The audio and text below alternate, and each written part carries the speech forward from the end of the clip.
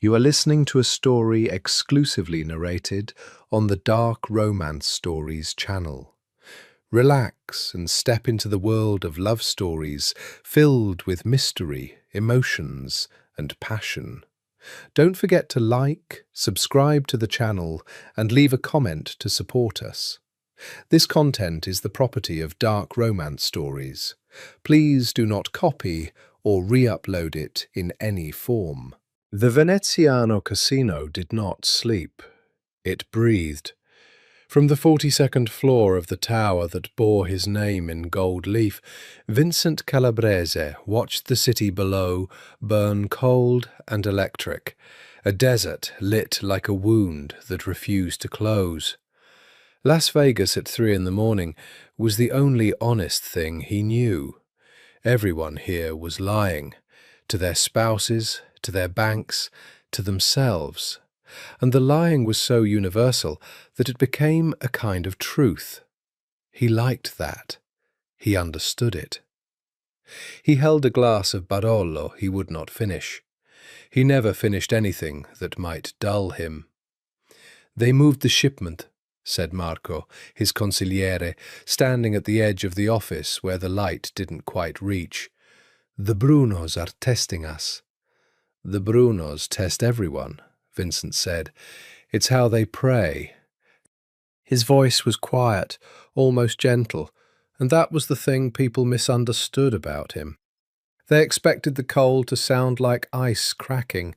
Instead, it sounded like a man reading a bedtime story. The Cold Hand.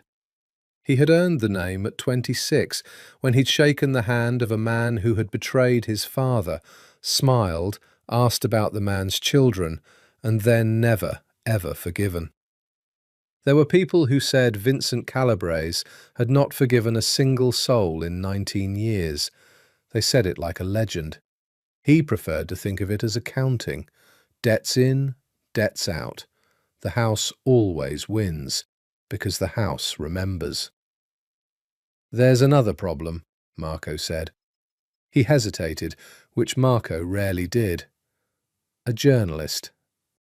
Vincent turned, slow, and the city light slid across the hard angles of his face, the jaw that had been broken once and reset wrong so it gave him a permanent half-shadow, the dark eyes that had buried more men than the Mojave. "Name?" "Nora Walsh. Irish out of Boston, works freelance now, used to be at the Tribune. She's been pulling permits, financial filings, shell company records, 3 of our holding companies. She's good, Vincent. She's quiet good, the dangerous kind." "A woman?" "A mother," Marco corrected. "1 kid, no husband. She does this for a living, the Crusader thing. She put a Chicago crew away 2 years ago, 2 capos and an underboss." Vincent set the wine down without a sound. He was not a man who reacted. Reaction was a tell, and he had spent his whole life refusing to be read. But something moved behind his eyes, the way weather moves over water before you feel the wind. "What does she want?" "To bury you," Marco said simply. "Same as all of them." Vincent almost smiled. Almost. "Then she'll have to dig." 42 floors below and 1 block east, in the bones of the parking structure that fed the casino's loading dock, Nora Walsh was crouched behind a concrete pillar, with her heart slamming so hard she was certain the cameras could hear it. This was insane. She knew it was insane. She had told herself, all the way down the I-15, with Lily's empty booster seat reflected in the rearview mirror, that she would not do anything this stupid. She had a daughter, 5 years old, missing her 2 front teeth, who slept with a stuffed otter named Mr. Bubbles, and who would have no one, if Nora Walsh got herself shot in a casino loading dock chasing a story.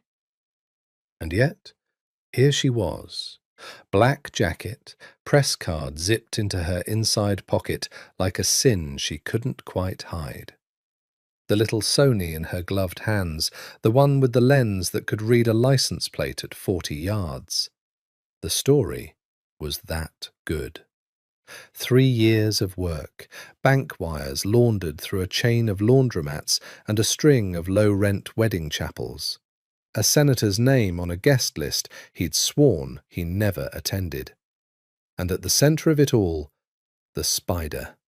Vincent Calabrese, the man the FBI couldn't touch because every witness either recanted or vanished, or, in one memorable case, was found at the bottom of Lake Mead with his hands folded peacefully across his chest, as if he'd lain down for a nap. She needed one thing. One photograph of the man himself, in the room where the money moved. The private salon on the casino's mezzanine, where, her source swore, the books that were never shown to any auditor lived in a safe behind a Modigliani that was almost certainly stolen. The service door was where her source said it would be. The keycard her source had given her worked, which surprised her so much she nearly dropped it. The corridor beyond was cool and silent, and smelled of money, that specific casino smell of recycled air and ambition. She moved fast and low, up a service stair, through a door marked private. And then she heard the voices, and she froze. And she pressed herself into an alcove behind a marble pillar exactly 4 seconds before everything in her careful, planned 3 years of work life detonated. A door opened down the hall. 2 men. One of them she recognized instantly from 100 grainy surveillance photos. Taller than she'd imagined, in a charcoal suit that probably cost more than her car. Moving with the unhurried grace of a man who had never once in his life been in a hurry. Vincent Calabrese, in the flesh. She raised the camera with shaking hands. And that was when the 3rd man stepped out of the stairwell at the far end of the hall and lifted a pistol with a long black snout. And Nora Walsh, who had come here to destroy Vincent Calabrese, opened her mouth to scream. The scream caught in her throat. Time did the thing it does in the half-second before disaster. It thickened, slowed, went syrupy and unreal. The gunman fired. The suppressor coughed, 2 soft thuds that were almost polite, and Vincent Calabrese spun and went down against the wall, a smear of red blooming across the charcoal sleeve and a second flower opening high on his shoulder. The other man, the one who'd been with him, big, bald, a slab of a man, drew his own gun, and the hallway erupted in a stutter of muffled shots, and Nora dropped the camera and clapped both hands over her own mouth to keep the scream inside. The gunman ran. She heard his shoes slap down the stairwell. The big, bald man took 2 steps after him, then stopped, torn, looking back at his fallen boss. "Go," Vincent said. His voice was thin, but it was steady. Steady. He was bleeding against a wall with 2 holes in him, and his voice did not shake. "Get him, Sal. Go." Sal went. And then it was just the 2 of them in the long marble hall, the journalist and the dying Mafia king, and Nora Walsh did the single most irrational thing she had ever done in a life that her ex-husband had once described, not kindly, as an unbroken chain of bad decisions wearing a press badge. She did not run. She came out from behind the pillar and crossed the hall and dropped to her knees beside the most dangerous man in the state of Nevada. "Don't," she said, when his hand twitched toward his jacket. "Don't. You'll bleed faster. Hold still." His eyes found hers. Up close, they were not black, she realized. They were a brown so dark it only looked black, like coffee, like wet earth. And they were studying her with an interest that was almost obscene given the circumstances. The cool, total attention of a man cataloguing a thing he intended to understand completely. "Who are you?" he said. "Shut up." She was already shrugging out of her jacket. The shoulder wound was the bad one, high, near the joint, pumping in a way she didn't like. She pressed the folded fabric against it hard, and he made a sound, low in his chest, but he did not flinch away. "Press here. Press hard. You're not going to die. Do you understand me? You are not going to die in a hallway like an idiot, so press." "You're giving me orders," he observed. "Somebody has to." Her hands were red now. The smell of it was thick and copper bright. She tore the sleeve off her own shirt and wadded it against the arm wound, working with the brisk competence of a woman who had once done a year of nursing school before a journalism scholarship and a series of bad decisions wearing a press badge had stolen her away. "Stay with me. Talk. What's your name?" He looked at her for a long moment. Blood loss should have made him grey and slow. Instead, it seemed to have stripped something away, some habitual mask, leaving behind a raw and burning focus that was fixed entirely on her face. "You know my name," he said softly. "You came here for it." And that was when his eyes drifted past her to the floor, to the camera lying where she'd dropped it, and to the corner of laminated white that had slipped from her jacket when she'd torn it off. The press card. Nora Walsh, independent. Her own face, unsmiling in the little photo. For a moment, nothing. And then Vincent Calabrese began, impossibly, to laugh. It was not a nice laugh. It was low and broken, and it cost him. She could see the cost of it in the white at the corners of his mouth. But he laughed anyway. His head tipped back against the bloody marble, laughed like a man who has just been told the punchline to a joke the universe spent his whole life setting up. "What?" she said. "What is funny?" "You." He turned his head.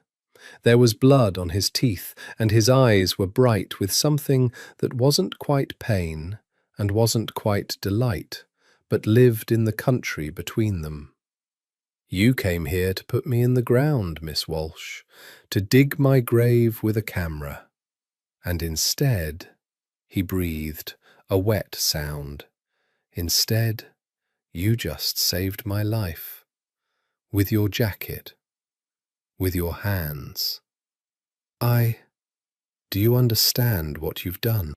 His voice dropped, intimate now, almost tender, and that tenderness was somehow the most frightening thing of all.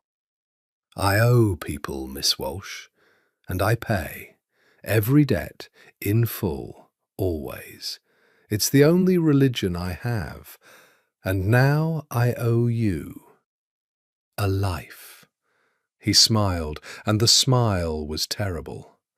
"A life for a life. So I'll give you one, or, if you make me, I'll take one. But the ledger doesn't stay open. Not with me. Never with me." Footsteps thundered up the stairwell, Sal and 3 more men, and somewhere far below, the first thin wail of a siren that would be paid off before it ever reached the door. Vincent's bloody hand closed around her wrist, not hard, just sure. "Don't run," he said. "You run and they'll catch you, and they won't be gentle. And I'll be too busy bleeding to explain that you're the reason I'm not dead." His grip tightened by a degree. "Stay. I'll handle it." And Nora Walsh, 3 years of work, a 5-year-old asleep with a stuffed otter 40 minutes north, a story that could win a Pulitzer and end an empire, looked into the dark coffee eyes of the cold hand. And, God help her, she stayed. She spent the rest of that night in a room she had broken in to photograph, the private salon. The Modigliani, and it was a Modigliani, she'd have bet Lily's college fund on it, a reclining nude with that long amber neck and those blank, knowing eyes, hung exactly where her source had promised, and behind it, she had no doubt, was the safe. But she was not photographing anything now. She was sitting on a leather sofa the colour of ox blood, with a glass of water she hadn't touched, watching a doctor who did not introduce himself work on the man she had saved. They had not let her leave. They had not tied her up either, which somehow felt worse. The casual confidence that she would not be foolish enough to try. The doctor, older, silver-haired, the kind of unflappable that only comes from years of patching wounds no hospital would be allowed to report, dug the second bullet out of Vincent's shoulder with a pair of forceps and dropped it into a steel dish with a ping. Vincent watched it fall with mild interest. He had refused anything stronger than a local. He sat shirtless on the edge of a mahogany desk, and Nora, who had been trying very hard not to look, looked. The body of a man who had survived, old scars white and silvered, a long one across the ribs, a puckered round one low on the side that could only have been a bullet. The topography of a violent life, written in flesh. And new blood, dark, sluggish now, being sewn shut with neat black stitches. "You did good work," the doctor said to her, not looking up. "The pressure on the subclavian. Where'd you learn that?" "Nursing school," Nora said. Her voice came out rough. "I dropped out." "Pity." Vincent said nothing, but his eyes had not left her since the doctor had begun, and the weight of that attention was a physical thing, a hand laid flat against her sternum. When it was done, and the doctor had packed his bag and gone, and Sal had taken up a post by the door like a granite gargoyle, Vincent shrugged carefully into a clean shirt that one of his men had brought and buttoned it one-handed, and only then did he look at her properly. "Marco," he said, "bring me what she had." Marco set the camera on the desk. Beside it, the contents of her jacket pockets, her phone, her keys, the key card her source had given her, and the little spiral notebook she carried everywhere, the one with 3 years of work crammed into its waterproof pages in a shorthand only she could read. Nora's stomach dropped through the floor. Vincent picked up the camera first. He thumbed it on with the ease of a man who understood expensive machines, and he scrolled through the images, the loading dock, the corridor, the half-second blur of his own face emerging from the door before everything went to hell. He looked at that one for a while. "You're good," he said. It wasn't a compliment. It was an assessment, the way you'd assess a rival's hand of cards. This angle, the patience. "You waited a long time for this shot." 3 years, she said, because lying seemed pointless, and because some stubborn ember of pride refused to let her cower. 3 years. He set the camera down. He picked up the notebook, and Nora's hands curled into fists against her thighs, and he opened it, and he turned the pages slowly, and she watched the most dangerous man in Nevada read the document that could destroy him. He read for a long time. The salon was silent, except for the whisper of pages and the hum of the city through bulletproof glass.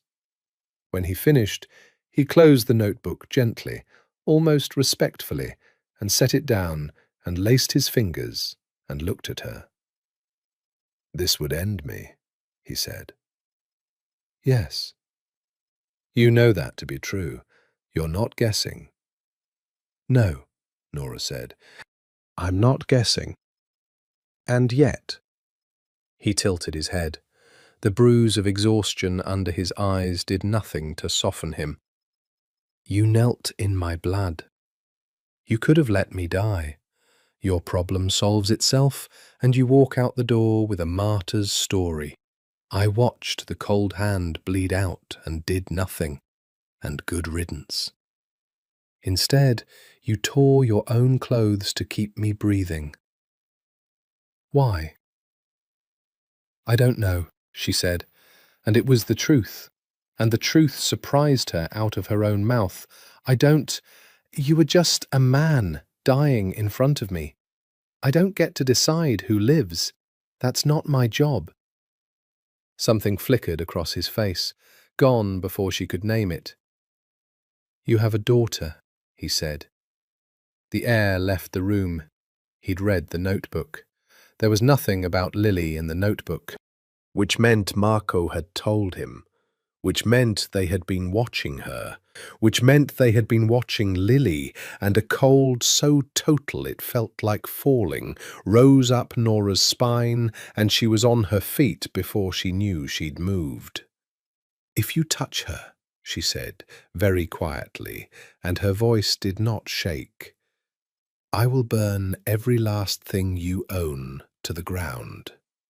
I will publish from the grave. Do you understand me? Do you understand me?" Vincent looked at her standing there, fists clenched, ready to die for a child he loved more than her own life, and the thing that crossed his face this time he did not hide. It was respect. "Sit down, Miss Walsh," he said gently. "I'm not going to touch your daughter. I'm going to make you an offer." "No," Nora said. "You haven't heard it." "I don't need to hear it. The answer to anything that comes out of your mouth is no." Vincent rose from the desk. He moved like the wound was an inconvenience he had decided to ignore, crossing to a sideboard where crystal decanters caught the city light, and poured 2 fingers of something amber into a glass. He held it out to her. She didn't take it.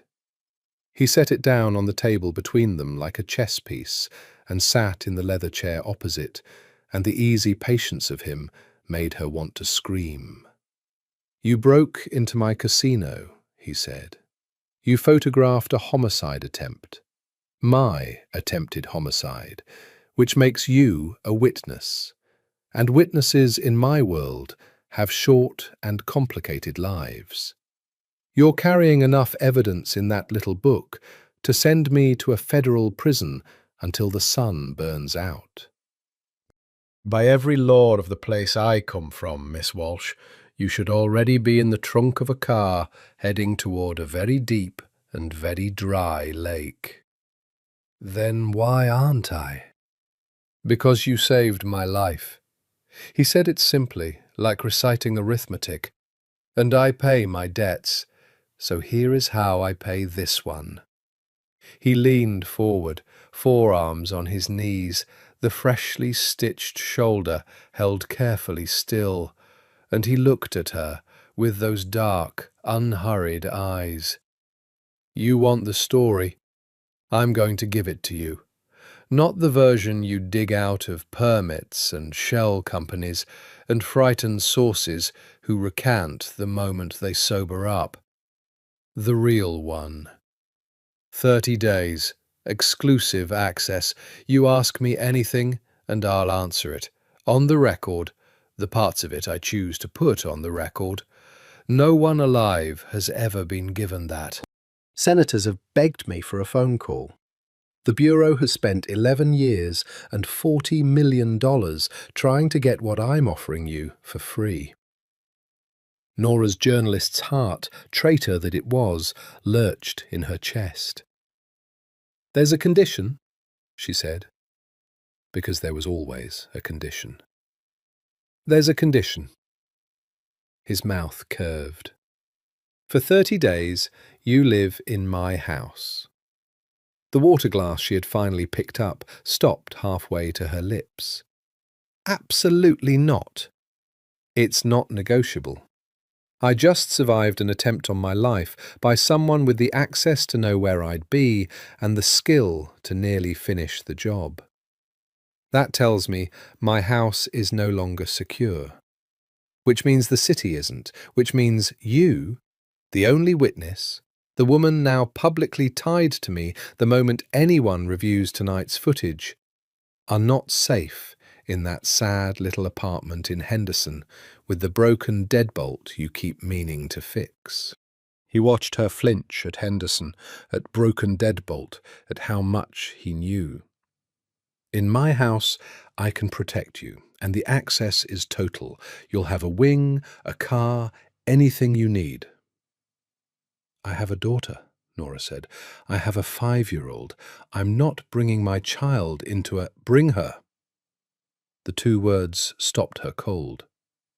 Bring her, Vincent said again, and for the first time something in his voice was not the smooth, controlled instrument he wielded so carefully. Something underneath it, low and strange. The grounds are walled. There are men on every gate. There is no place in the state of Nevada, no police station, no church, no schoolhouse, safer for a child right now than behind my walls. You said it yourself. You don't get to decide who lives. Neither do I. But I can decide who I protect. And for 30 days, Miss Walsh, that's you. Both of you. She stared at him. Every instinct she had built over a decade of chasing men like him— run, lie, expose, never trust, the charm is the trap— screamed in unison. He was a killer. He was the killer.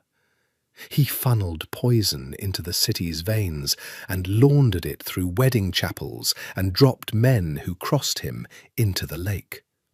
She had 3 years of evidence proving it, sitting on his desk in a spiral notebook.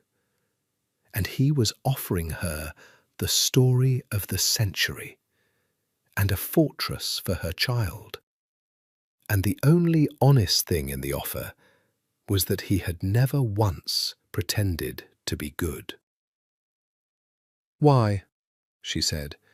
The real why, not the debt. You could pay the debt by just letting me walk out the door and keeping your hands off me. So why the house? Why 30 days? Why me? Vincent was quiet for a long moment. The city hummed beyond the glass. Because in 19 years, he said finally, no one has ever knelt in my blood and ordered me to live. They kneel to beg. They kneel to swear loyalty. They kneel because they're afraid. He turned the amber glass slowly between his fingers, not drinking. You knelt because you decided I wasn't allowed to die in your hallway. And I have spent my entire life around people who want something from me, Miss Walsh, and I cannot for the life of me figure out what you want. And that is the most interesting thing that has happened to me in a decade. He set the glass down. 30 days, yes or no. And before you answer, understand that the smartest thing you could do is say no, take your notebook, and never come within a mile of me again. So I already know what you're going to say. You're a woman who knelt in a killer's blood. You were never going to walk away from the story. Nora Walsh looked at the Modigliani, at the safe behind it, at 3 years of work and the man it had been spent on, sitting across from her, bleeding and patient and utterly certain. Yes, she said. And Vincent Calabrese smiled the smile of a man who had just won a hand he dealt himself. The house was not a house. It was a statement, carved into the russet flank of the mountains west of the city, where the desert went theatrical and the light at dusk turned the rock the colour of dried blood. A long, low fortress of glass and limestone and steel, half buried in the hillside, as if it had grown there, with walls you didn't see until you were on top of them, and a gate that opened on a man's nod rather than a keypad, because keypads could be hacked, and men who loved Vincent Calabrese could not. Nora arrived with 2 suitcases, a car seat, a stuffed otter named Mr. Bubbles, and a 5-year-old who took one look at the place and said, with the flat profundity of the very young, "It's like a castle, but sad." Out of the mouths of babes, Nora muttered. They had a wing. An actual wing, 2 bedrooms, a sitting room, a bathroom with a tub Lily could have swum laps in, and floor-to-ceiling glass that looked out over a pool and the desert beyond it, rolling away gold and endless. A woman named Rosa, broad and warm and Sicilian to the marrow, had stocked the kitchenette with juice boxes and animal crackers and a brand of organic mac and cheese that Nora had mentioned exactly once to no one. That detail frightened her more than the men at the gate. She told herself she would not be charmed. She wrote it on the first page of a fresh notebook, the working notebook, the one she'd keep for the 30 days. He is performing. Everything here is staged. The mac and cheese is surveillance. Do not be charmed. She underlined "do not be charmed" twice. Lily was charmed within the hour. It happened at dinner, which Nora had assumed they'd take in the wing, alone, like prisoners. Instead, Rosa appeared and said, "Mr. Calabrese would like you to join him," and there had been no question in it. And so Nora put Lily in her least wrinkled dress and her own armour of black, and went down the long limestone hall to a dining room where a table that could have seated 20 held exactly 3 places. Vincent stood when they entered. His arm was in a discreet sling beneath his jacket, otherwise he showed nothing of the night before. He looked at Nora for a moment, that cataloguing look, the one that took inventory, and then he looked down at Lily, and Nora watched, helpless, as her daughter walked straight up to the most feared man in Nevada and announced, "You have a sad castle. Why is it sad?" The room went very still. Sal, by the door, looked as though he might have a stroke. Vincent crouched. It clearly cost his shoulder something to do it, and he did it anyway, lowering himself to Lily's eye level with a gravity Nora had not expected.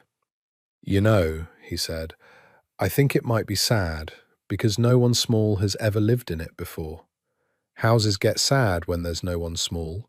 Did you know that?" Lily considered this with enormous seriousness. "I'm small," she offered. "You are extremely small," Vincent agreed.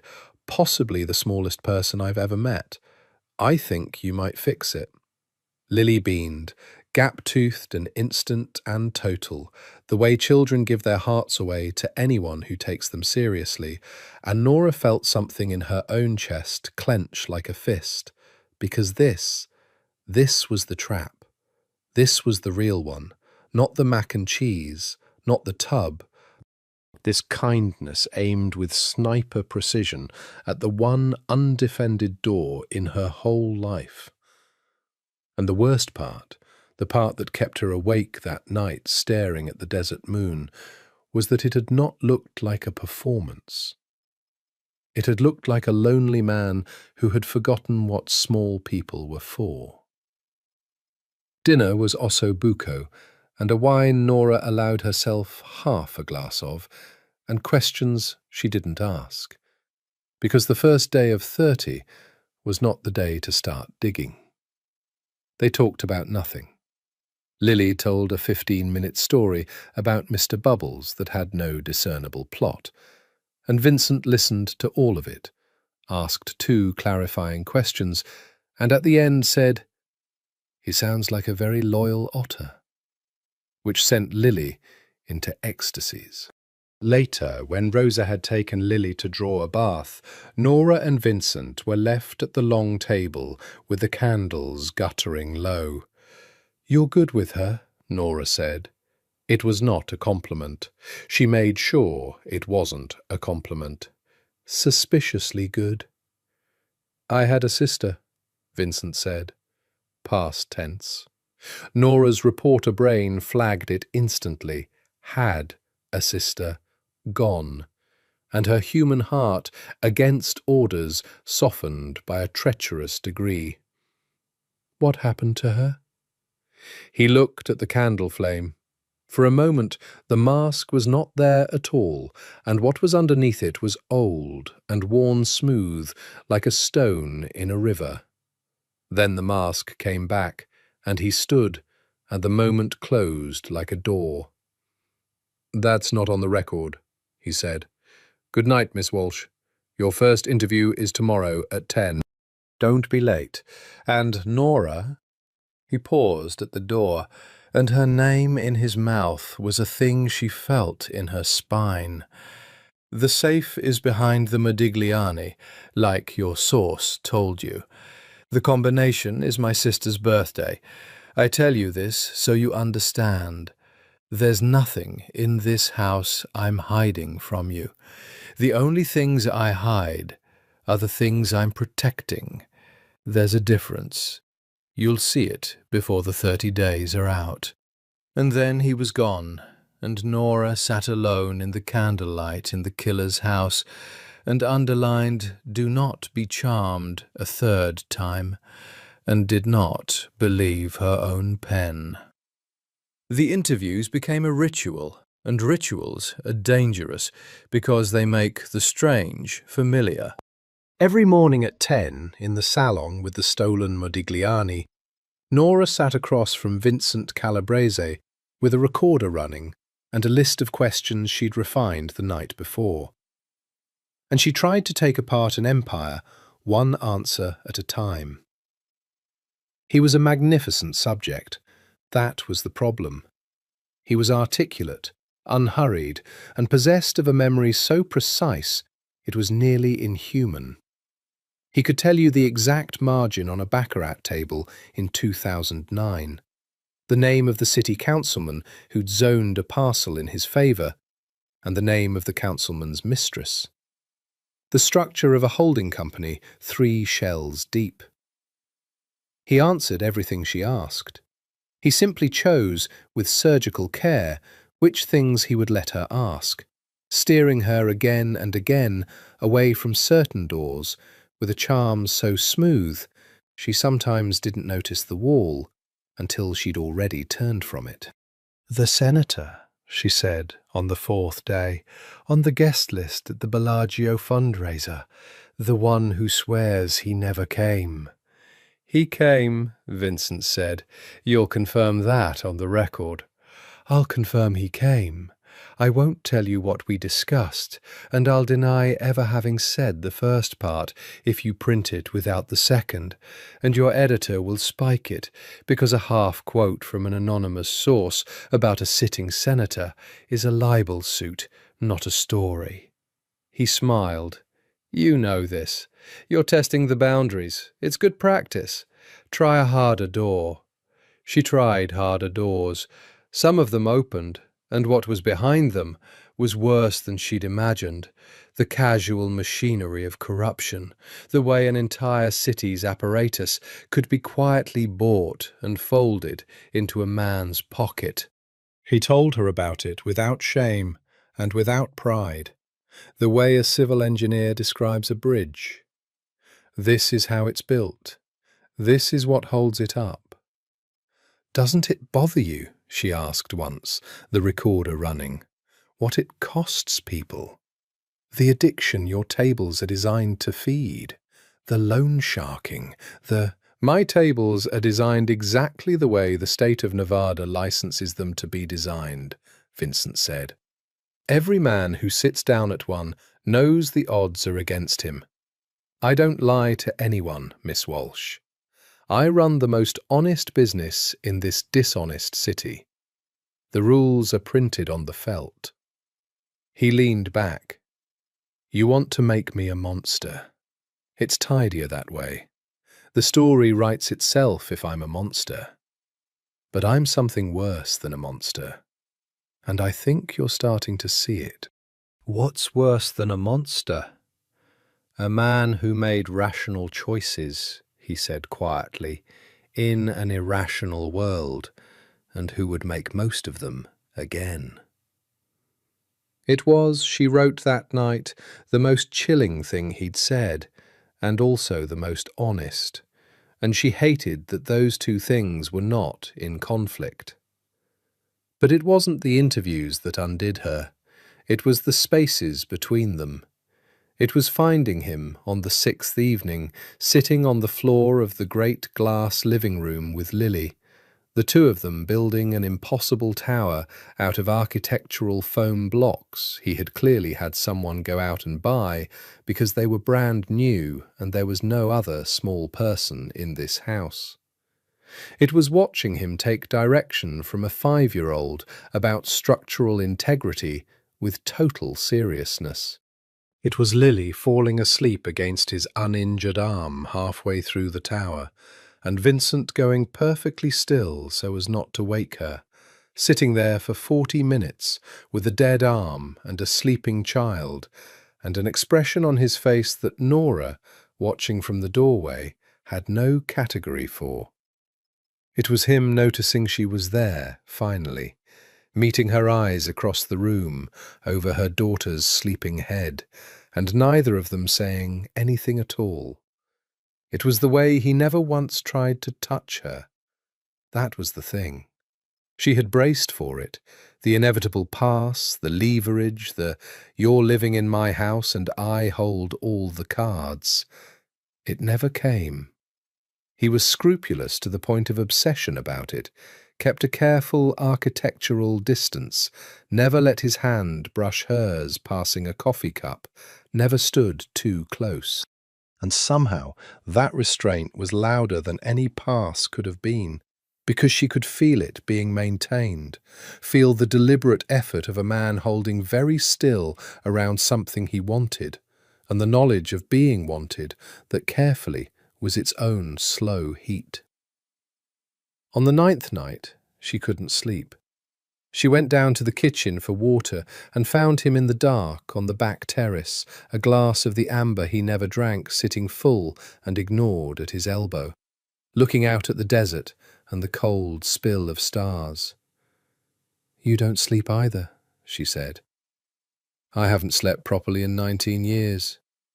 He didn't turn. You learn to live in the parts of the night other people don't use. She should have gone back to bed.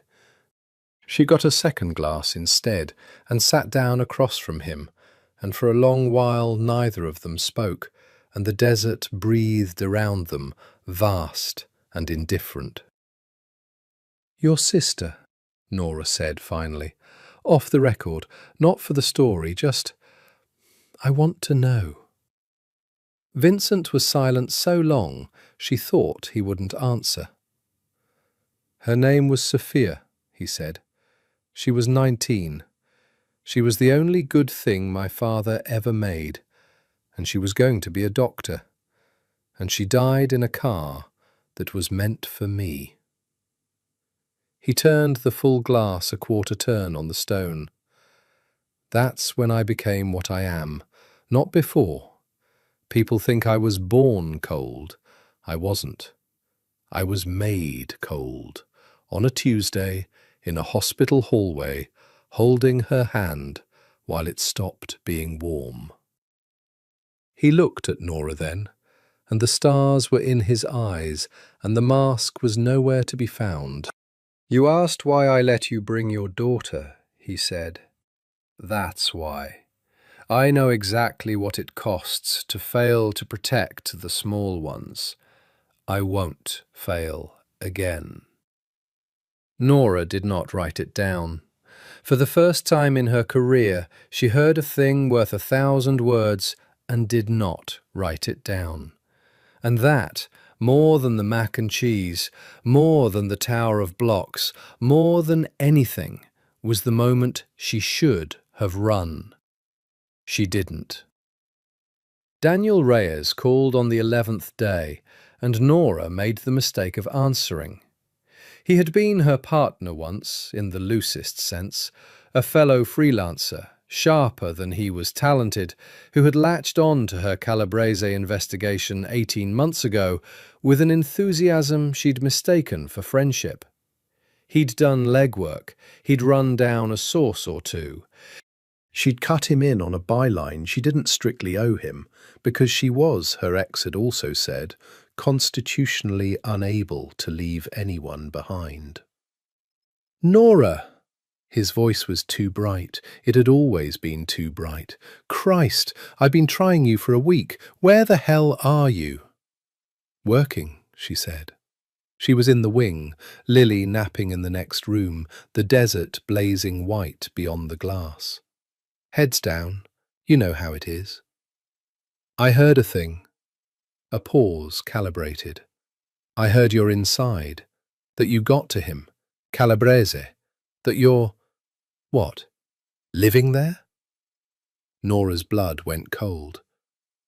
Where did you hear that? Does it matter? Nora, this is the story. This is the story, the one that makes careers, and you're sitting on it alone? Come on, we're partners. Send me what you've got. Let me help you build it out, work the financials while you work the man. We split it down there's no we on this, Daniel. She kept her voice level. This is exclusive. It's mine. I'm sorry, I know that's not what you want to hear, but it's the deal I made and I'm not breaking it. A silence on the line. And in the silence, she heard something she'd never let herself hear in 18 months. The absence of a friend and the presence of something else. A patience that wasn't patient. A waiting. Sure, Daniel said, easy again, too easy. Sure, I get it. Exclusive. Hey, how's Lily? She still got that otter?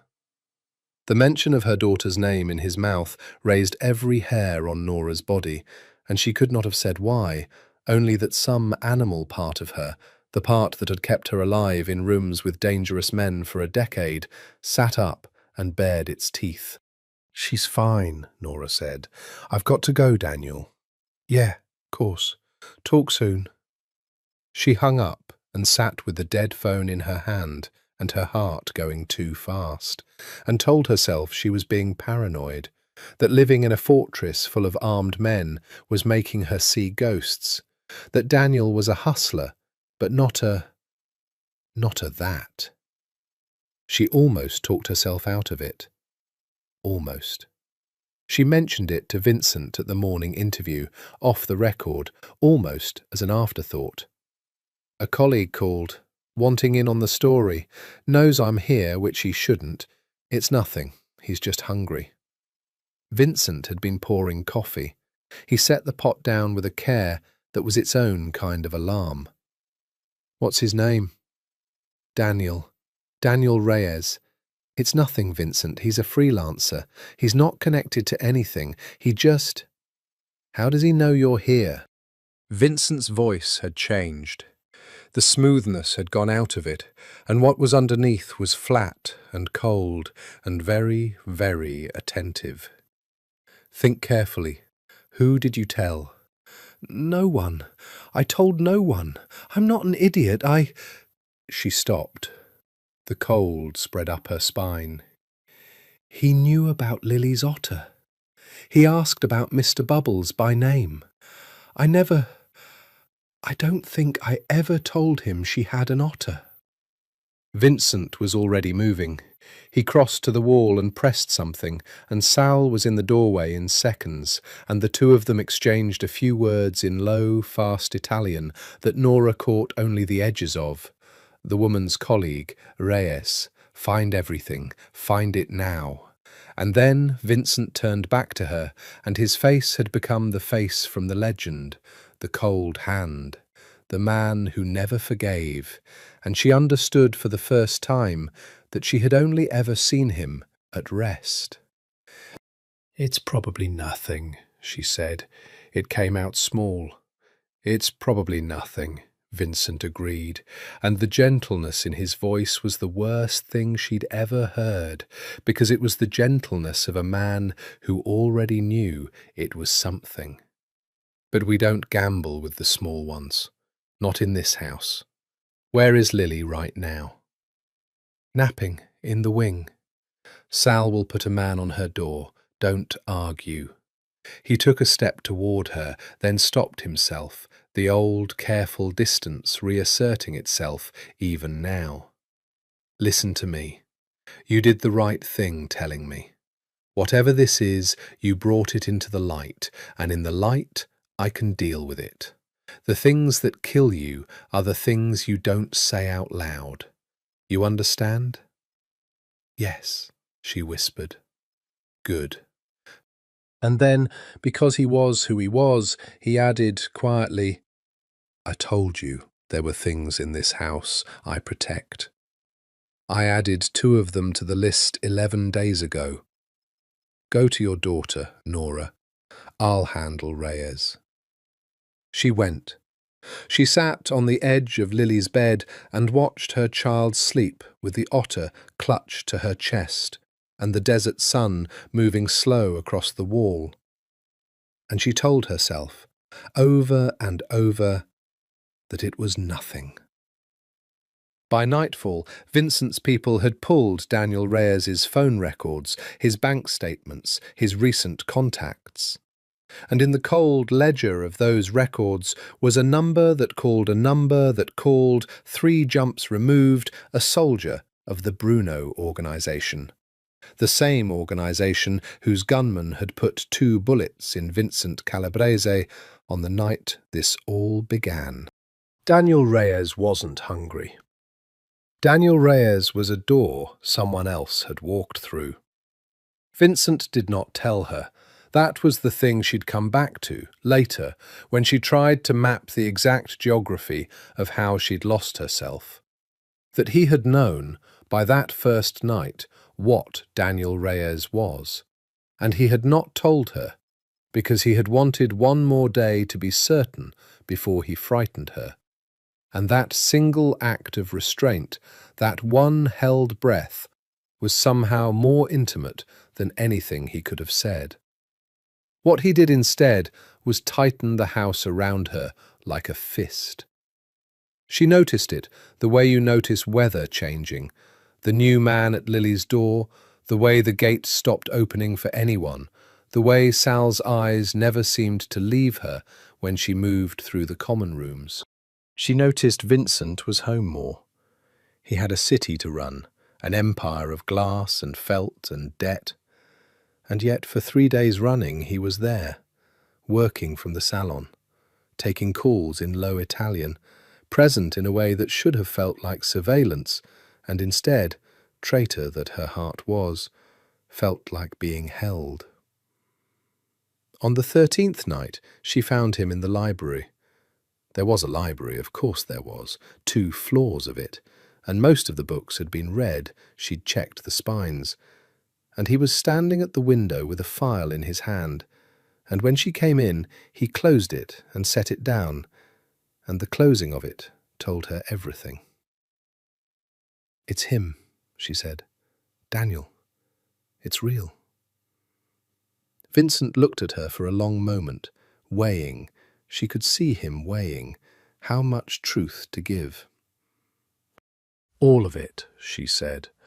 "I'm not Lily, Vincent. Don't manage me. All of it." So he gave her all of it.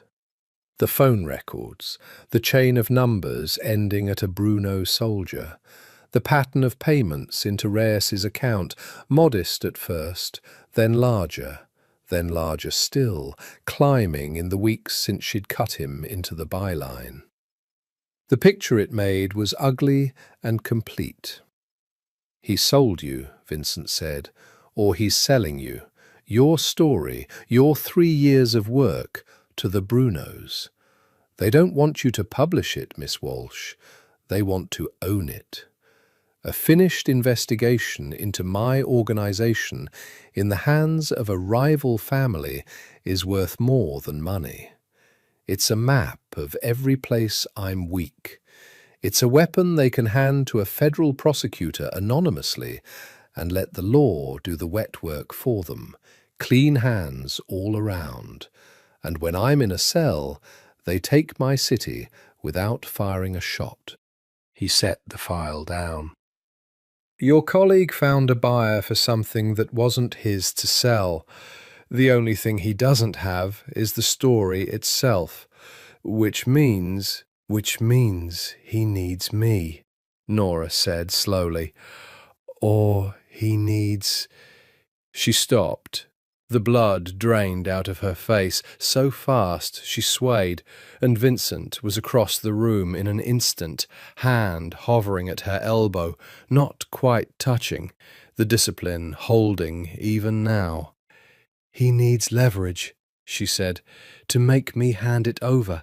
He needs—" "Lily is asleep," Vincent said, fast and firm, behind a locked door, with a man outside it, inside a walled compound with armed men on every gate. "She is the single most protected child in this state. Look at me. Look at me. I will not let anything happen to her. Do you believe me?" And the terrible thing, the thing she would think about for the rest of her life, was that she did. She looked into the dark, coffee eyes of the most dangerous man she had ever known, the man whose empire her own work could shatter, and she believed him completely and without reservation. And the believing was a kind of falling, and she felt herself fall. "I believe you," she said. Something broke loose in his face. He was so close. The careful architecture of distance he had maintained for 13 days wavered, and for one suspended heartbeat she thought he would close it, thought she wanted him to close it, her own breath gone shallow, and the air between them so charged it hummed. He stepped back. He physically stepped back, putting the distance there himself, and the effort it cost him was written in the tendons standing out along his jaw. "Not like this," he said, low and rough, "not when you're frightened, not when you might mistake gratitude for something else, and not when I might let you, because God knows I want to." He turned away to the window, both hands braced on the sill, head bowed. "Go to bed, Nora.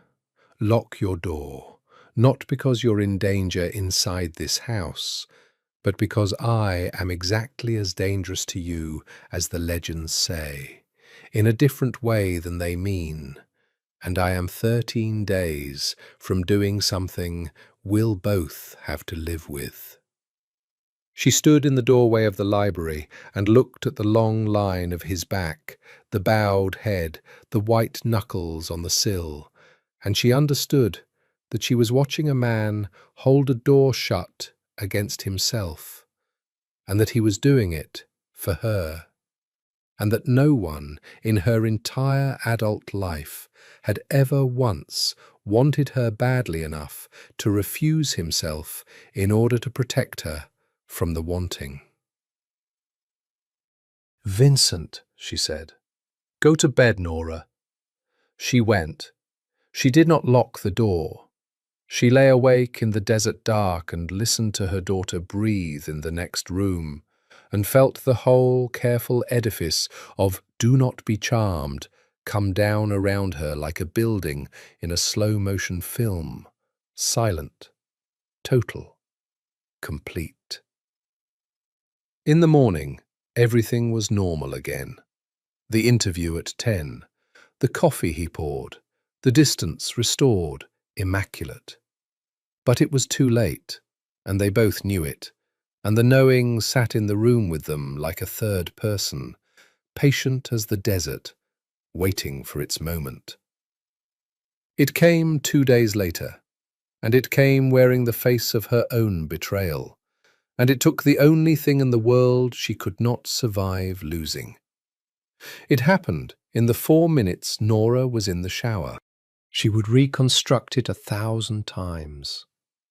Rosa had taken Lily out to the walled garden, a daily thing, the two of them, Rosa teaching her the Italian words for flowers, fiore, rosa, girasole.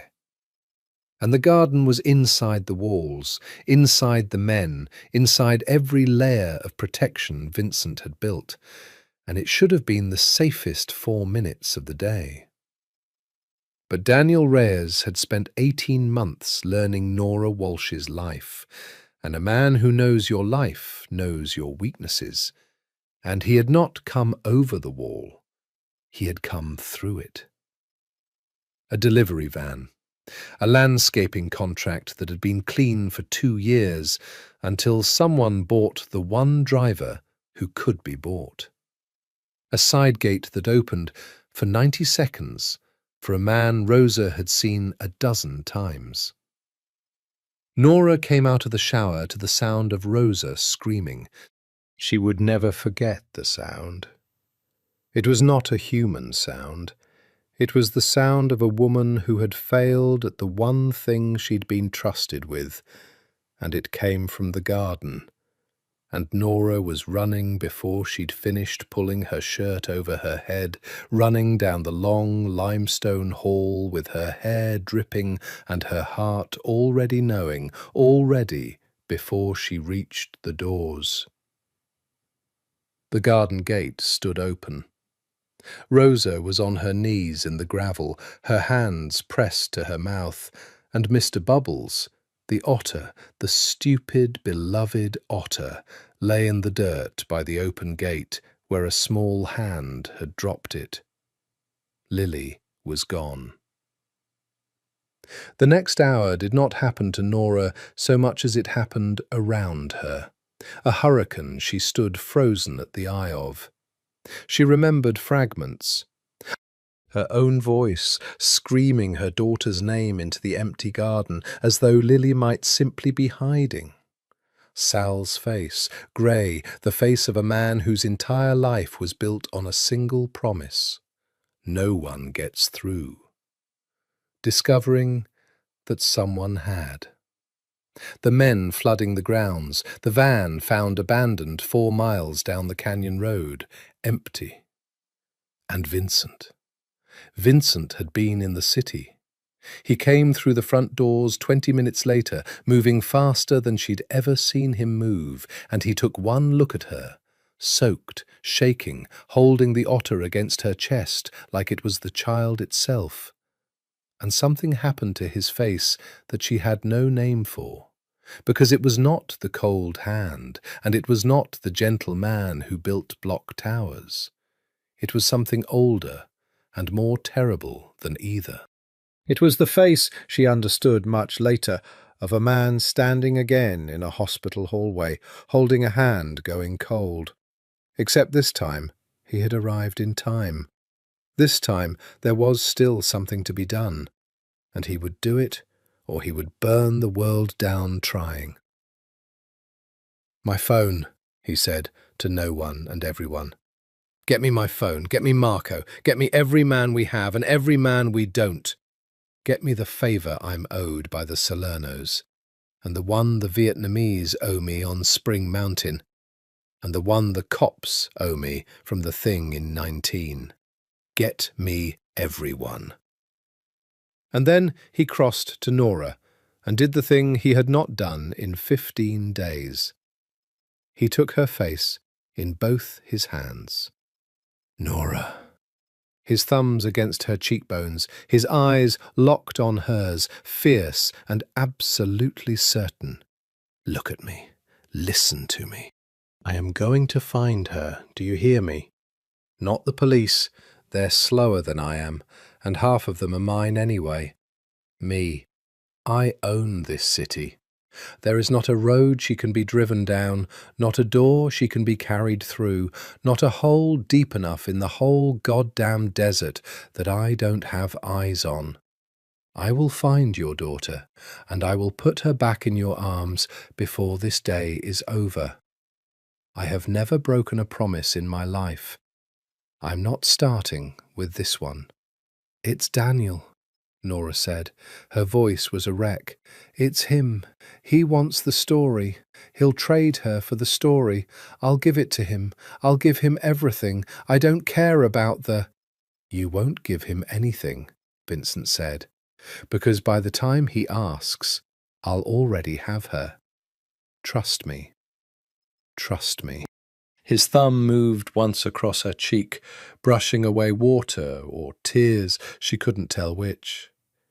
"You knelt in my blood and ordered me to live.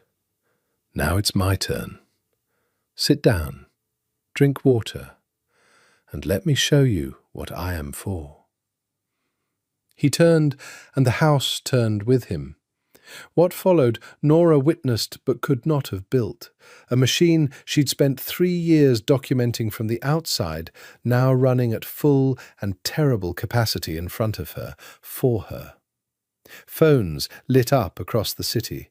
A man at the airport, a man at every casino floor reviewing footage. The toll cameras, somehow, impossibly, pulled within the hour. A whisper network of valets and dealers and dishwashers and beat cops, every one of them owing the cold hand something, every debt called in at once, the whole vast, invisible ledger of a city's corruption turned in a single afternoon toward the singular project of finding one gap-toothed 5-year-old. Nora sat in the salon, under the Modigliani with the otter in her lap, and watched the empire she had come to destroy mobilize to save her child. And she did not know any more which side of anything she was on. Vincent had said 6 hours. He had lied. It took him 5. The phone rang at the 3rd hour. Nora knew it would be Daniel before Vincent answered, knew it the way you know a storm is coming by the pressure in your skull. Vincent set the phone in the centre of the long table and pressed a button, and Daniel Reyes's voice filled the salon. Too bright, always too bright. But underneath the brightness now, there was a tremor that told her he had finally understood what he'd put his hand into. Nora, listen to me. She's fine. She's totally fine. Nobody's going to hurt her. This is just business. Daniel.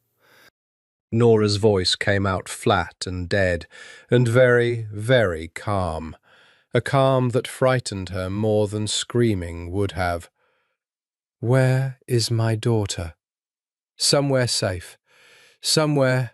Look, you give me the story, the whole thing, every file, every photo, the notebook, all of it, and in 1 hour she's home and we forget this ever—" "Nora, are you there? You give me the report and—" Vincent leaned toward the phone. He did not raise his voice. He never raised his voice. "Daniel," he said, "do you know who this is?" A silence. A long, swallowing silence. And then, smaller. "Calabrese." "You took a child out of my house," Vincent said, and the gentleness in his voice was the gentleness of a man describing how he would peel an orange. "From inside my walls.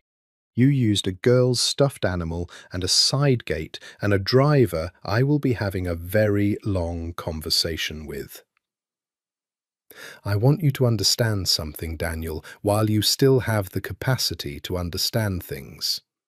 I have, in the last 3 hours made approximately 400 phone calls. I know the van. I know it was abandoned at the mouth of the canyon. I know you switched to a grey sedan with a dealer plate, and I know that plate. And I know that you do not, in fact, have anywhere safe to take her, because there is nowhere in this city that is not, in some final accounting, mine. A pause. You have made one mistake your friend the Brunos did not warn you about. You thought you were stealing a story. You were stealing the one thing on this earth I will tear the world apart to return. Hang up the phone, Daniel. Run. It won't matter, but run. The line went dead. Vincent looked at the phone for a moment. Then he looked at Marco. The dealer plate. He just confirmed it's still on the car. He's panicking, which means he's moving, which means he's findable. Go. The 4th hour was the longest hour of Nora Walsh's life. She did not move from the chair beneath the Modigliani. She held the otter. Vincent did not leave her side. He ran the entire operation from the chair across the table, phone to his ear, voice low and ceaseless and absolutely controlled.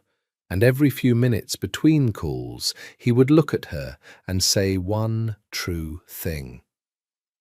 We have the car on a camera at Charleston and Rancho. We're narrowing it. She's alive, Nora.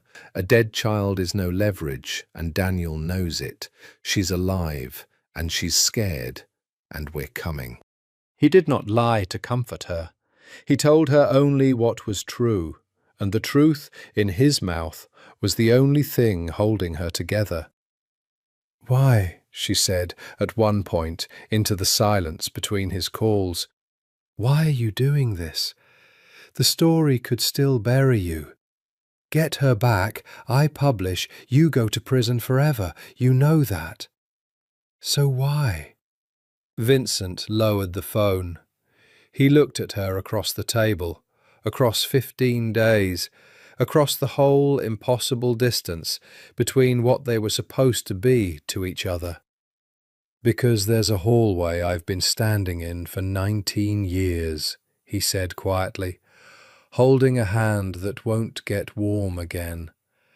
And today, for the first time, I get to walk out of it with the right answer, with a warm hand. His jaw tightened. I don't care about the story, Nora. I have never, for 1 second since you knelt in my blood, cared about the story. Publish it. Bury me. But I am going to put your daughter back in your arms first, because that's the only thing in my entire life I've ever wanted to do that I'm not ashamed of. She had no answer for that. There was no answer for that. The call came at the 5th hour. Marco's voice, taut through the phone, Vincent had not let leave his hand. We have him. Sunset and Eastern, a motel, the sedan's in the lot. He's inside, room 12. He's alone with her. He's got a gun, Vincent, but he doesn't know how to use it. He's a writer. I'm coming, Vincent said, and he was already standing. No, said Marco. Boss, you don't go into rooms anymore. That's not what you do. Let the men. I'm coming, Vincent said again, and there was no arguing with it. And Nora was on her feet, and she said, I'm coming too, and Vincent looked at her, and for 1 second she thought he would forbid it, and then he saw her face, the face of a mother, and he gave a single short nod, because he, of all men on earth, understood that some things you do not ask a parent to wait through. The drive was 11 minutes. It felt like 11 years. Vincent sat beside her in the back of the car, with a gun she hadn't known he carried resting flat on his knee, and he was utterly still, and he said only one thing the entire way, looking straight ahead into the desert dark. When we get there, you stay behind me, Whatever happens, whatever you hear, you stay behind me until I tell you it's clear, and then you go to your daughter, and you don't look back, and you let me handle the rest." He turned his head. "Can you do that?" "Yes," Nora whispered. "Good." He looked back at the road. The motel sign rose ahead of them, pink and dying neon against the black mountains. "Then let's go bring her home." The motel was the kind of place where the desert came to die. A horseshoe of doors the colour of old teeth, a dry pool full of tumbleweed, a vacancy sign that had given up. Vincent's men were already there, 3 cars arranged with a casual menace across the lot, blocking every exit, and they moved aside for him the way water moves aside for the prow of a ship. He went to the door of room 12, and he did not kick it in. That surprised her. He stood beside it, out of the line of any shot through the cheap wood, and he knocked, twice, almost gentle. "Daniel," he said through the door, conversational, intimate. "It's over. The lot is full of my people. There's no car you can reach, no road you can take, no call you can make that I haven't already made first. So here's what's going to happen. You're going to open this door, and you're going to walk out with your hands where I can see them, and you're going to live. Or you're going to make me come in, and you won't. It's the simplest math you'll ever do. I'd do it quickly." Silence from inside. Then a child's voice, Lily's voice, thin and frightened and unmistakable. "Mummy?"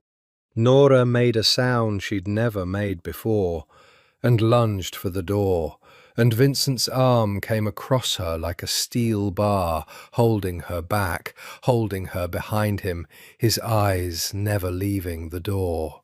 "Wait," he breathed. "Wait." "Mummy's here, baby," Nora called, and her voice cracked down the middle. "Mummy's right here. I'm right here. You be brave for 30 more seconds, okay? 30 seconds. Inside, a man's voice, ragged. "I didn't sign up for this. I didn't. They said it'd be clean. They said you'd just give it to me." "They lied to you," Vincent said through the door, almost kind. "They use people like you, and they discard them, Daniel. It's what they do. It's what they were always going to do to you the second you handed over the story. You were never going to get paid. You were going to get buried, a loose end, the man who could connect them to a kidnapping. The only person in this entire city offering you a way to live tonight is me. Open the door." A long, shaking silence. The chain rattled, the door opened, and Daniel Reyes stood there in the dim light of room 12, grey-faced, a gun hanging useless from one hand, and behind him, on a sagging bed beneath a painting of a desert that looked nothing like the real one, sat Lily. Small, so small, her cheeks streaked, Mr. Bubbles nowhere, because Mr. Bubbles was back at the house in her mother's chair, and she saw Nora, and her whole face came apart. "Mummy!" It happened fast then. Vincent moved into the room and took the gun out of Daniel's hand, the way you take a toy from a tired child. No violence in it at all. Just a quiet and total authority. And he passed the weapon back to Sal without looking, and he said, "Nora, go." And Nora went. She crossed the room and gathered her daughter up off that filthy bed, and held her so hard that Lily squeaked, and she pressed her face into her child's hair and breathed in the smell of her, sweat and tears and shampoo and Lily, alive, whole, here. And the sound that came out of Nora then was not a word, was not anything, was just the rawest noise a human body can make when the thing it could not survive losing is handed back to it. Behind her, low and even, she heard Vincent. "Take him, not the lake.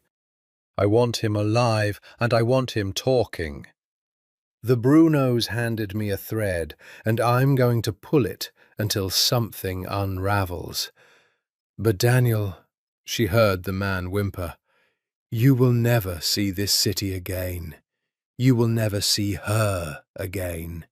You took a child. There's no ledger deep enough to forgive that. Get him out of my sight." They took him.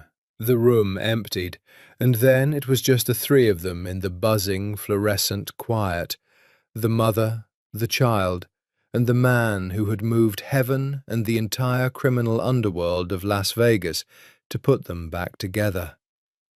Lily lifted her head from Nora's shoulder. She looked at Vincent with her tear-swollen eyes, and in the unbreakable logic of a 5-year-old who had decided 2 weeks ago that this sad castle man was safe, she reached out one small hand toward him. "You came," she said, as though she'd never doubted it. "You found me."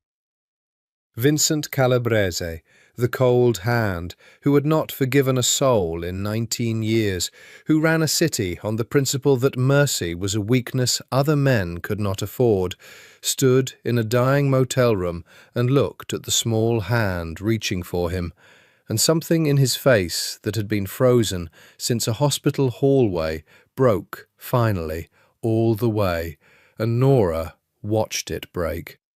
He took the small hand. He didn't say anything. He couldn't, she thought.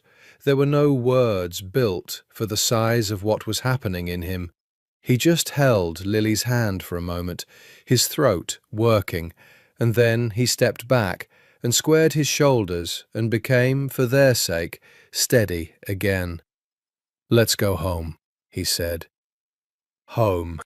He said it without thinking, and none of them corrected it. They drove back through the desert dark, with Lily asleep across both their laps before they'd cleared the canyon, her head on her mother's thigh, her feet against Vincent's leg, and over the top of her sleeping child, Nora Walsh looked at Vincent Calabrese, and he looked back at her, and neither of them said a single word. She didn't need to. He'd been right 15 days ago in the salon. She knew now which side she was on, and she was lost. Lily slept for 14 hours.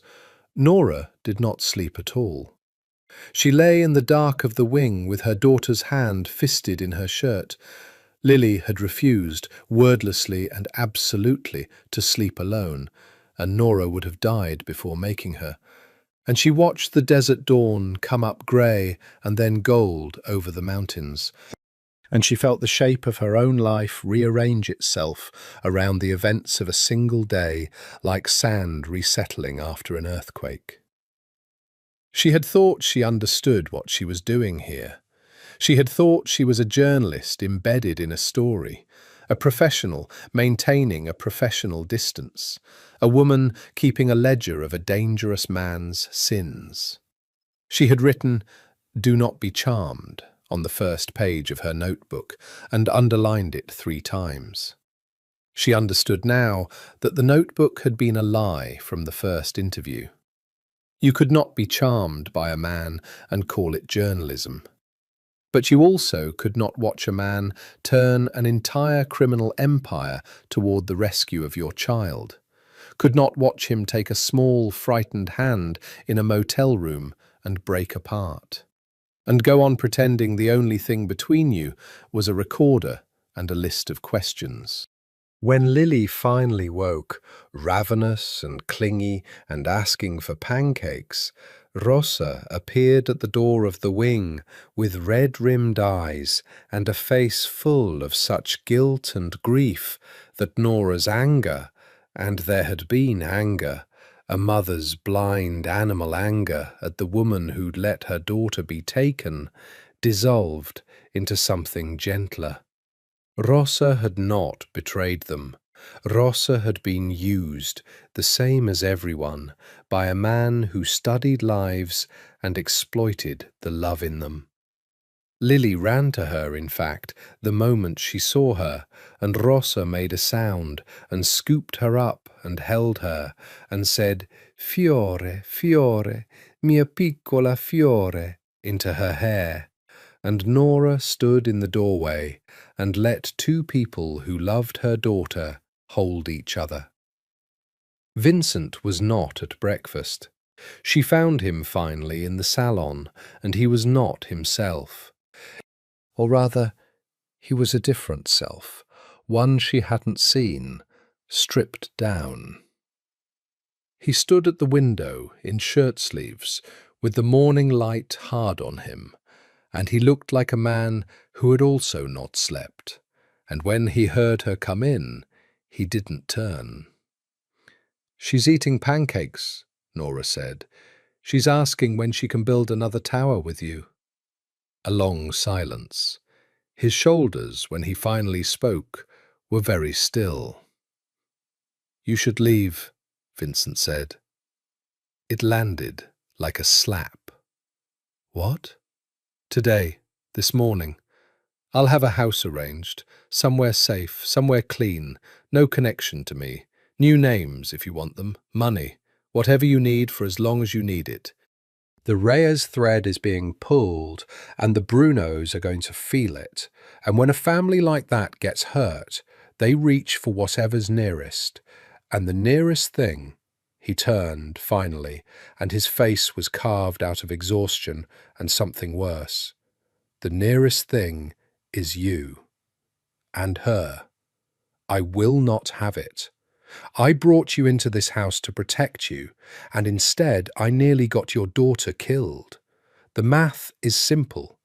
The safest thing in the world for the two of you is to be as far from Vincent Calabrese as the earth allows. So go. Take the story. Publish it, don't publish it, I don't care. Just go, before this place costs you the only thing you can't afford to lose." Nora looked at him, standing there in the merciless morning light, this man who never begged, never bent, never gave an inch to anyone, sending away the only thing he'd wanted in a decade, for her sake, because he had decided her safety was worth more than his own wanting. And she understood that this was the most dangerous moment of all the dangerous days. Because a man trying to keep you was a thing she'd been trained to resist. A man trying to lose you, for love, was a thing she had no defense against whatsoever. "No," she said. Vincent closed his eyes. "Nora, you said you'd give me 30 days. It's day 16. She crossed the room toward him, and for once she was the one closing the distance, and she watched him go rigid as she came. "I have a deal, and I don't break deals either." "You're not the only one with a ledger." She stopped in front of him, closer than she had ever let herself stand. "And the story isn't finished. There's something in it I don't understand yet. A whole set of transactions I can't make sense of. 12 of them. Money going out, not coming in. Every month, like clockwork. To 12 entities I can't identify. And you wouldn't talk about them in any interview. You steered me away from them every single time. And I want to know what they are before I leave this house. So no, I'm not going. Not until you tell me what you're hiding." Vincent looked down at her. So close she could see the exhaustion in him, the unshaved jaw, the dark eyes that had not, even now, even once, asked her for anything. "You don't want to know," he said softly. Knowing it will make this harder, for both of us. Tell me anyway. Why? Because, Nora said, and her voice broke a little, and she let it. I am about to make the biggest decision of my entire life, and I will not make it on incomplete information. I'm a reporter, Vincent. Give me the last piece. Then I'll decide what kind of woman I'm going to be. He looked at her for a very long time, and then he made a decision of his own. She watched him make it, watched something in him surrender, and he said, "All right. Not here. Get your coat. There's somewhere I need to take you." They drove north, out of the city, into the part of the valley the tourists never saw. The real Las Vegas, the one made of strip malls and check-cashing storefronts and stucco apartments baking in the sun. The city that served the city. Vincent drove himself. No Sal, no Marco, no second car. Just the two of them and the desert, and a silence that had stopped being uncomfortable somewhere around day 10. He stopped in front of a building Nora wouldn't have looked at twice. Low, clean, recently painted a hopeful yellow. A small fenced yard out front full of second-hand playground equipment that had been lovingly repaired. A hand-painted sign over the door. Casa di Sofia, a home for children. Sophia, his sister's name. There are 12, Vincent said. He hadn't turned off the engine. His hands stayed on the wheel, his eyes straight ahead. 12 homes. This was the first. I opened it 11 years ago, 2 years after she died. Sophia wanted to be a doctor. She wanted to spend her life on the children nobody else wanted, the ones who fall through. She never got to. So, he stopped. His jaw worked. So I do it for her. 12 homes across the state. Almost 400 children right now, this morning, eating breakfast in houses I pay for, going to schools I pay for, seeing doctors I pay for. Every one of them an orphan or close enough. Kids the system gave up on. Kids of men who worked for me and died. Kids of women my business ruined. I take the ones nobody else will take. Nora could not speak. That's where the 12 transactions go, he said. Every month, the money that goes out. You couldn't identify the entities because I built them to be unidentifiable. 11 layers of shell between the casino floor and the cereal in those kitchens. Because if it ever got out that the cold hand had a soft place, every enemy I have would know exactly where to put the knife. A man in my position cannot afford to be known to love anything. It's the first rule. The thing you love is the thing they take. He finally turned to look at her, and his eyes were wet, and he did not bother to hide it. I learned that lesson in a hospital hallway, and I learned it again 16 days later in a motel room, watching a man use your daughter against you. The things you love are the things they take. So I hide them. I have spent 11 years hiding the only good thing I do behind 11 layers of crime so that no one could ever use it against me. Vincent, you wanted the last piece. His voice was rough. There it is. The man you came to bury launders dirty money. That's true. Printed. It's true. But the dirty money doesn't go into a yacht or a Swiss account. It goes into that building and 11 more like it, and it buys 400 children the childhood my sister wanted to give the world and never got to. You can fit that in your story, or you can leave it out. But you asked me what I was hiding, and the answer is, I'm hiding the fact that the worst man in Las Vegas is also, in the one ledger that matters to me, trying very hard to balance an account that can never be balanced. Because Sophia is still dead, and no number of warm hands ever makes the cold one warm again.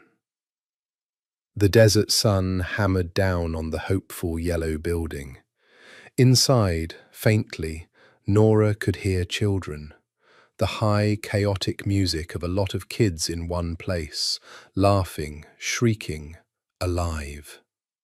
"Can I go in?" she whispered.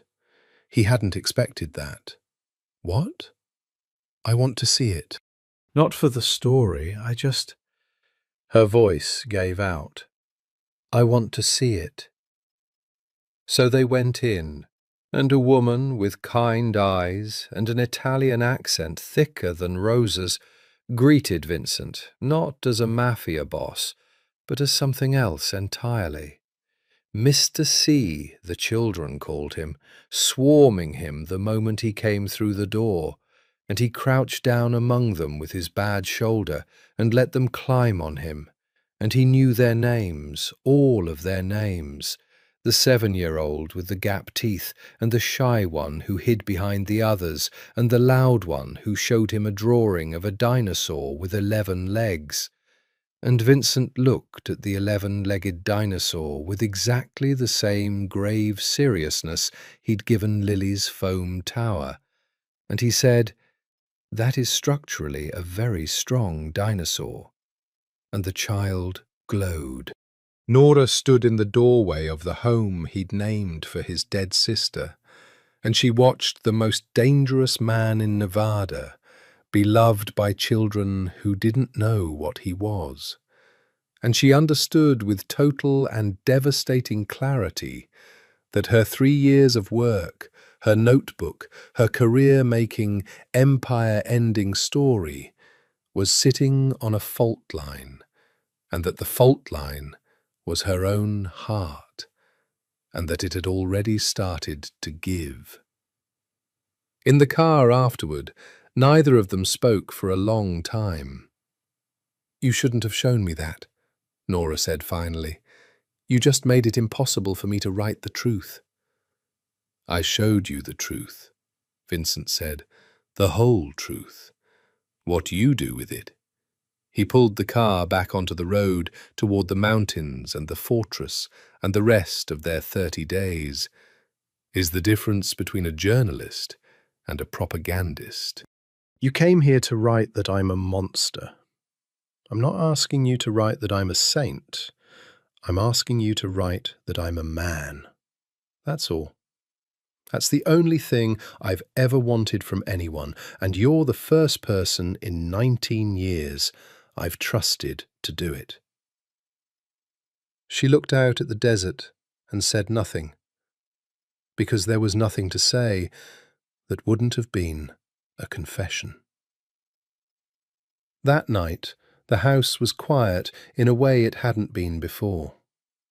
Lily slept, alone, in her own bed at last, having declared, with the resilience that only children possess, that she was done being scared, and Mr. Bubbles would protect her. Rosa slept. The men changed shifts at the gates with their quiet murmurs, and Nora Walsh could not stay in her room.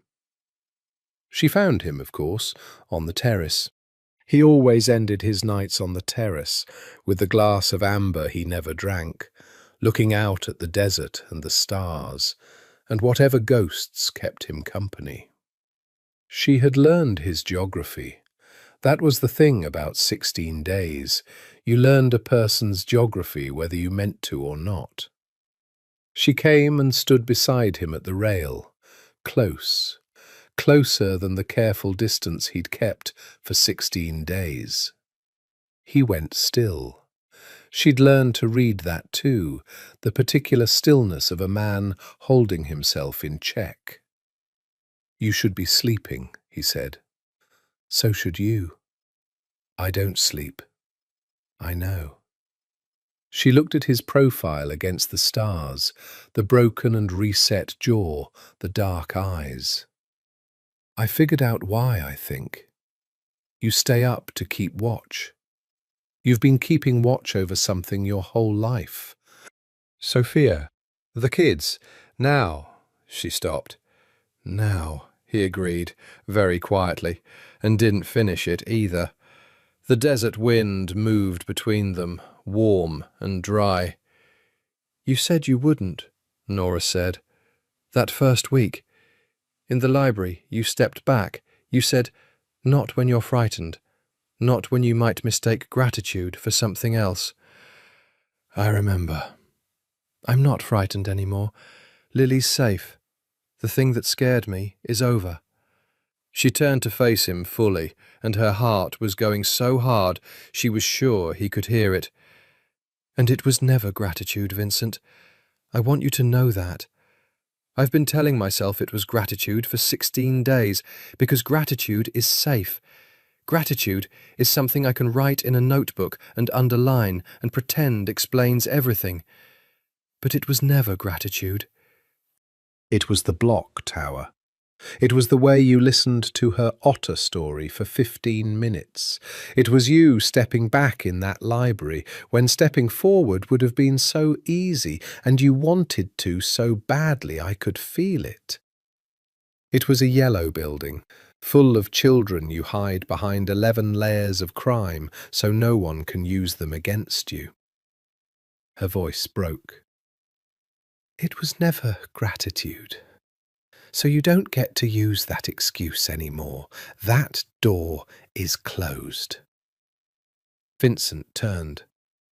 He looked down at her, and for the first time since she'd known him, she watched the cold hand lose a hand he'd been holding close for 19 years. You understand what I am, he said, and it was almost a plea. You, of all people. You have 3 years of it in a notebook. I've done things, Nora. Things that can't be undone. Things the orphanages don't balance no matter how many children I know what you are. I'm not a good man. I didn't ask for a good man, Nora said. I had a good man once. He left when the work got hard, and he sends Lily a card on her birthday if he remembers. I don't want a good man. I want a true one. And you have been with me from the first minute. You've never once pretended to be anything you're not. You told me the safe combination on the first night. You told me to leave for my own good this morning when keeping me would have been so easy. You are the most honest, dishonest man I have ever met in my life. And I am done. I'm done resisting it.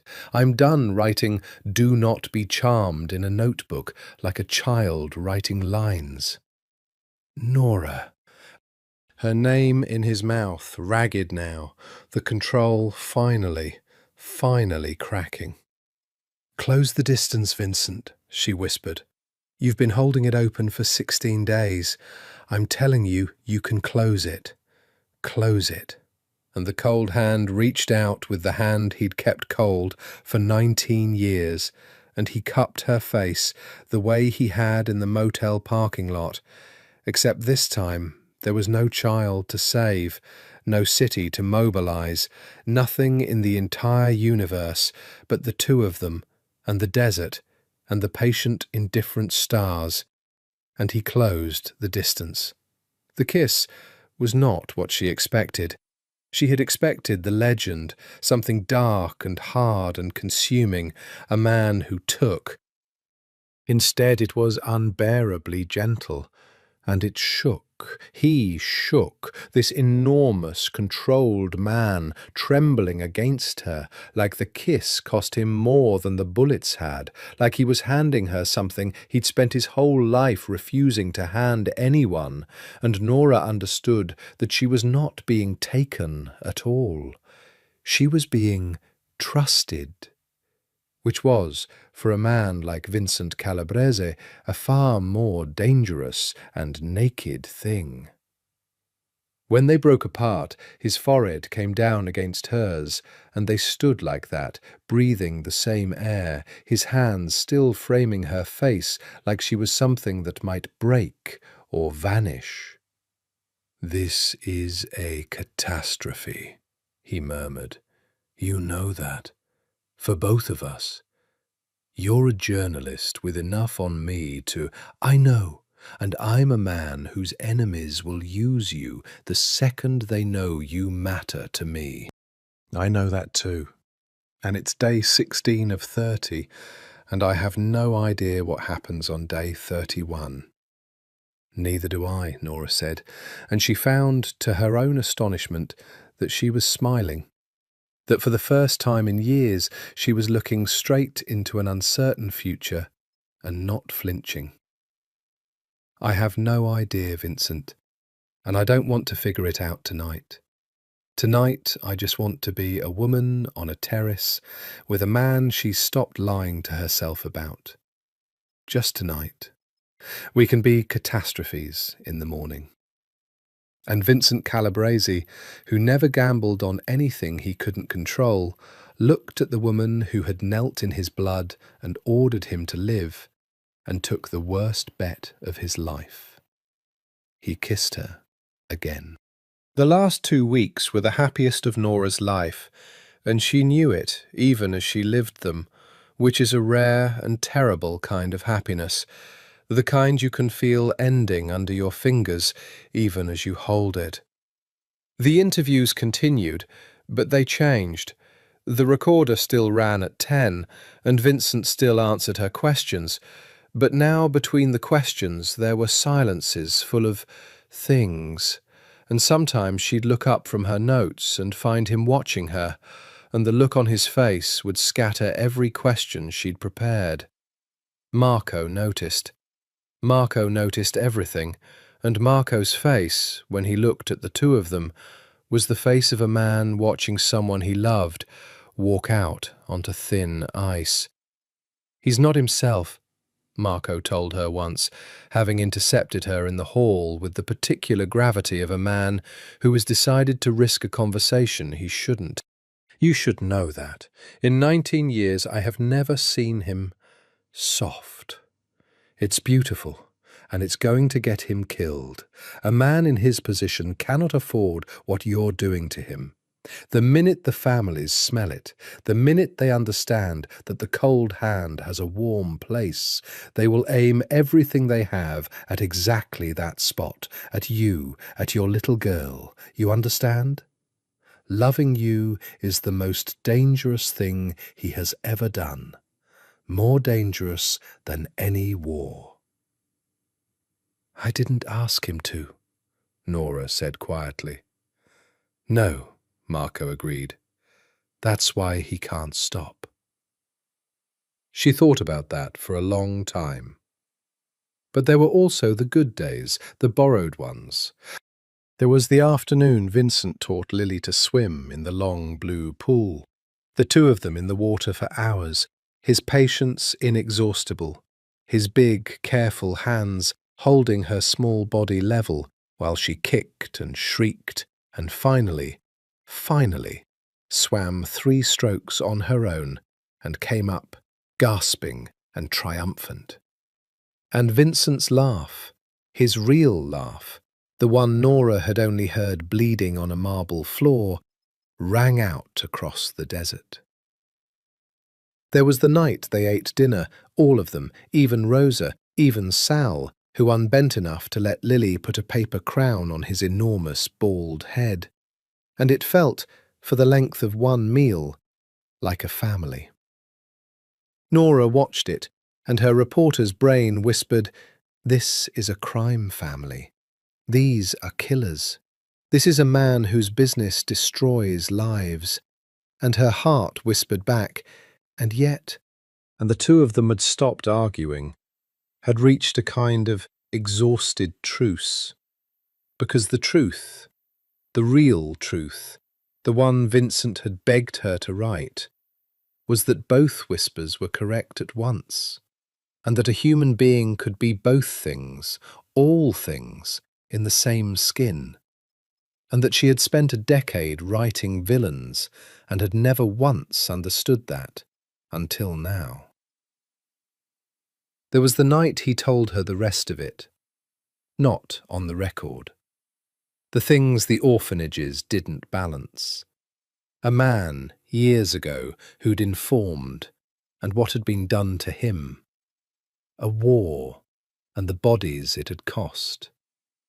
He told her in the dark, in a low, flat voice, not asking for forgiveness, not flinching from it, laying his sins out one by one, like a man emptying his pockets before sleep. "I'm telling you," he said, "because if you're going to stay, if there's any world where you stay, you have to know all of it. Not the version that fits in a story. All of it. The man who funds 12 orphanages is the same man who did these things. I won't let you love half of me. It's all of it, or none." She lay in the dark beside him and listened to the worst of him, and she did not run.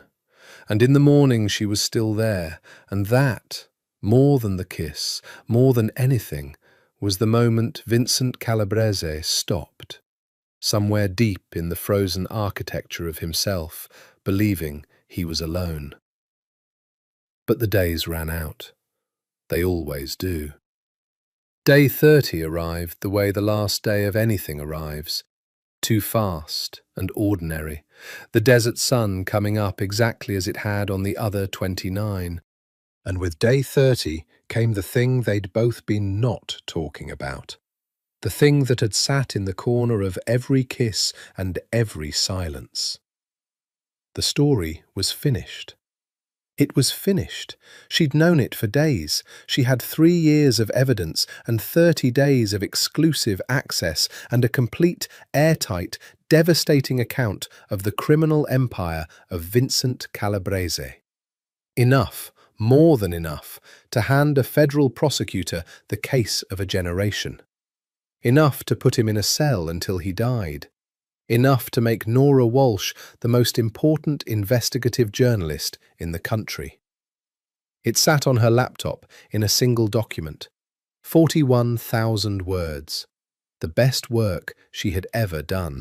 And on day 30, while Lily napped and Vincent was in the city closing the res matter once and for all, Nora Walsh sat down in the wing of the fortress on Red Rock, opened the document, scrolled to the top, and looked at the small blue button at the corner of her publishing platform, the one that would send it, in a single click, to her editor, to the wire, to the world. Publish. Her hand found the trackpad, her finger found the button, and there she stopped, frozen, the cursor hovering, the whole of her future and his hanging on the next quarter-inch of motion. She had a decision to make, the biggest of her life. And that was when her phone rang. It was Vincent. Of course, it was Vincent. She looked at his name on the screen. She'd put it in her phone as just V, a small cowardice, a small protection. And the phone buzzed in her hand while the cursor hovered over the blue button. And she understood, in the way you understand things in the marrow before the mind catches up, that he knew. That he had always known this moment was coming, that somewhere in his vast machine of informants and instincts, the cold hand had felt the exact moment his fate came to rest under a journalist's fingertip, and he had called. She answered. She didn't say hello. "It's day 30, she said instead. "It's day 30, Vincent agreed. His voice was very calm, the calmest she'd ever heard it, and she'd heard it bleeding. "And you're sitting in front of the story?" It wasn't a question. She didn't insult him by pretending. "Yes," It's finished. Yes. And it's good. A pause. It would end me. It would put you in prison for the rest of your life, Nora said. Her voice was shaking. The cursor was shaking. Vincent, I have everything. The wires, the chapels, the senator, I have everything. I could click one button and you'd be gone. The empire would be gone. All of it. And I would be the journalist who finally got the cold hand. And I... Her throat closed. I know, he said gently. I've always known what you have. I gave most of it to you, myself. Why? It came out as a sob. Why would you do that? Why would you hand me the gun? Because. A long breath on the line. The sound of him far away in the city, choosing his words with the care of a man who has decided to tell the truth one final time. Because I'm tired, Nora. I've carried this for 19 years, and I'm tired, and for 30 days you made me forget how tired I was. And because I would rather you have the gun than anyone else on earth. If it ends, I want it to end in your hands. There's a kind of mercy in that, the only kind I'd accept. She was crying now, openly, the desert blurring beyond the glass. Tell me not to. Vincent, tell me not to do it. Beg me. Please, just this once. Beg me. No. The single word, soft and absolute. I never beg, Vincent said. You know that. It's the one thing I've never done, the one line I've never crossed. Not for my own life, not when I was bleeding on the floor and you were the only thing between me and the dark. I didn't beg you then, and I won't beg you now. So I'm not going to tell you not to do it, Nora. I'm going to tell you the opposite. A breath. Do it. What? Do it. Click the button. Publish the story. His voice did not waver, but underneath it, far underneath, she heard something she had never once heard in him, not in 30 days, not in any of it. She heard fear, raw and naked and human. You're a journalist, the best one I've ever met. You spent 3 years digging out the truth, and I will not be the thing that makes you bury it. If you bury this story for me, then in some way I've made you smaller. And I've spent 30 days falling in love with you exactly the size you are. So do it. Publish. Be who you are. Vincent, but I want you to know something first. And here his voice finally broke, just slightly, just enough, a single hairline crack in a wall 19 years thick. I have been afraid of exactly one thing in my entire adult life, and that's losing my power. Because power was the only thing standing between the people I love and the people who want to hurt them. That's the only fear I've ever allowed myself, until now. A long, shaking silence on the line. This is the first time, Nora, the first time in 19 years that I've been afraid of losing something that isn't power. And I needed you to know that before you decide. Not so you'll change your mind. I told you, I'm not begging. I just... His voice dropped to almost nothing. I needed one person on this earth to know that the cold hand was capable of being afraid of losing someone. And I wanted that person to be you. Now, do it. I'm hanging up. I won't make you do it with me on the line. Goodbye, Nora. Vincent, don't. I love you, Vincent Calabrese said, simply, the way he said all his truest things, with no decoration and no defence. However this ends, I love you. Goodbye. The line went dead. Nora Walsh sat alone in the desert light with a dead phone in one hand and the future in the other, the cursor hovering over the small blue button Publish, and 3 years of work behind it, and a Pulitzer behind that, and the man she loved on the far side of a single click. And she understood that there was no version of the next minute in which she did not lose something she could not bear to lose. She thought about the yellow building, the 11-legged dinosaur. 400 children eating breakfast in houses the cold hand hid behind 11 layers of crime, so no one could use them as a knife. She thought about a 5-year-old saying, "You found me."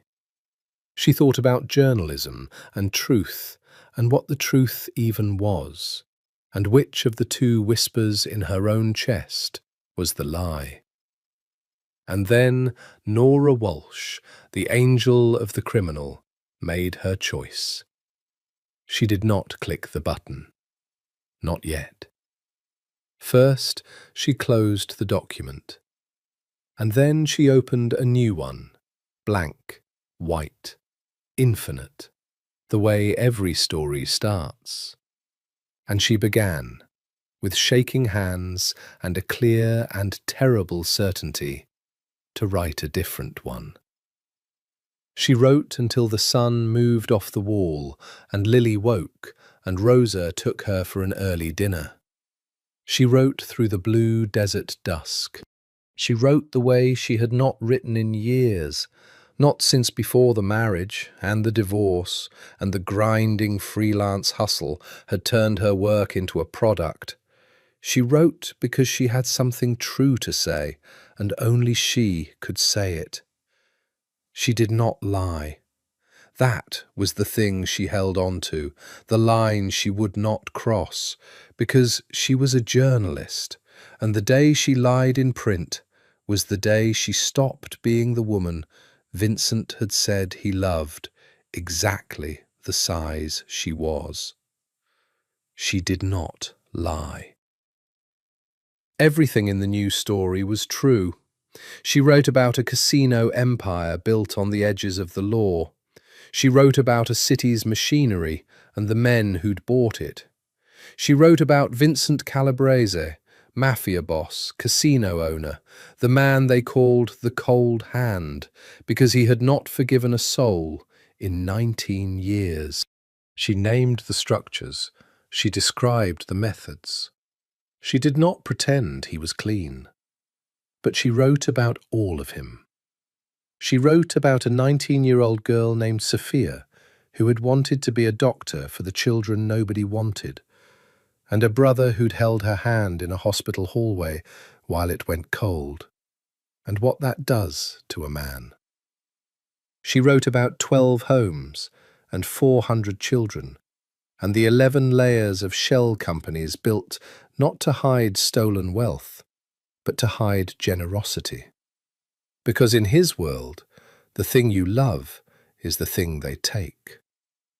She wrote, without naming herself, without navigation, Lily, protecting them even now, about a man who would turn an entire criminal underworld toward the rescue of a single frightened child, and ask for nothing in return.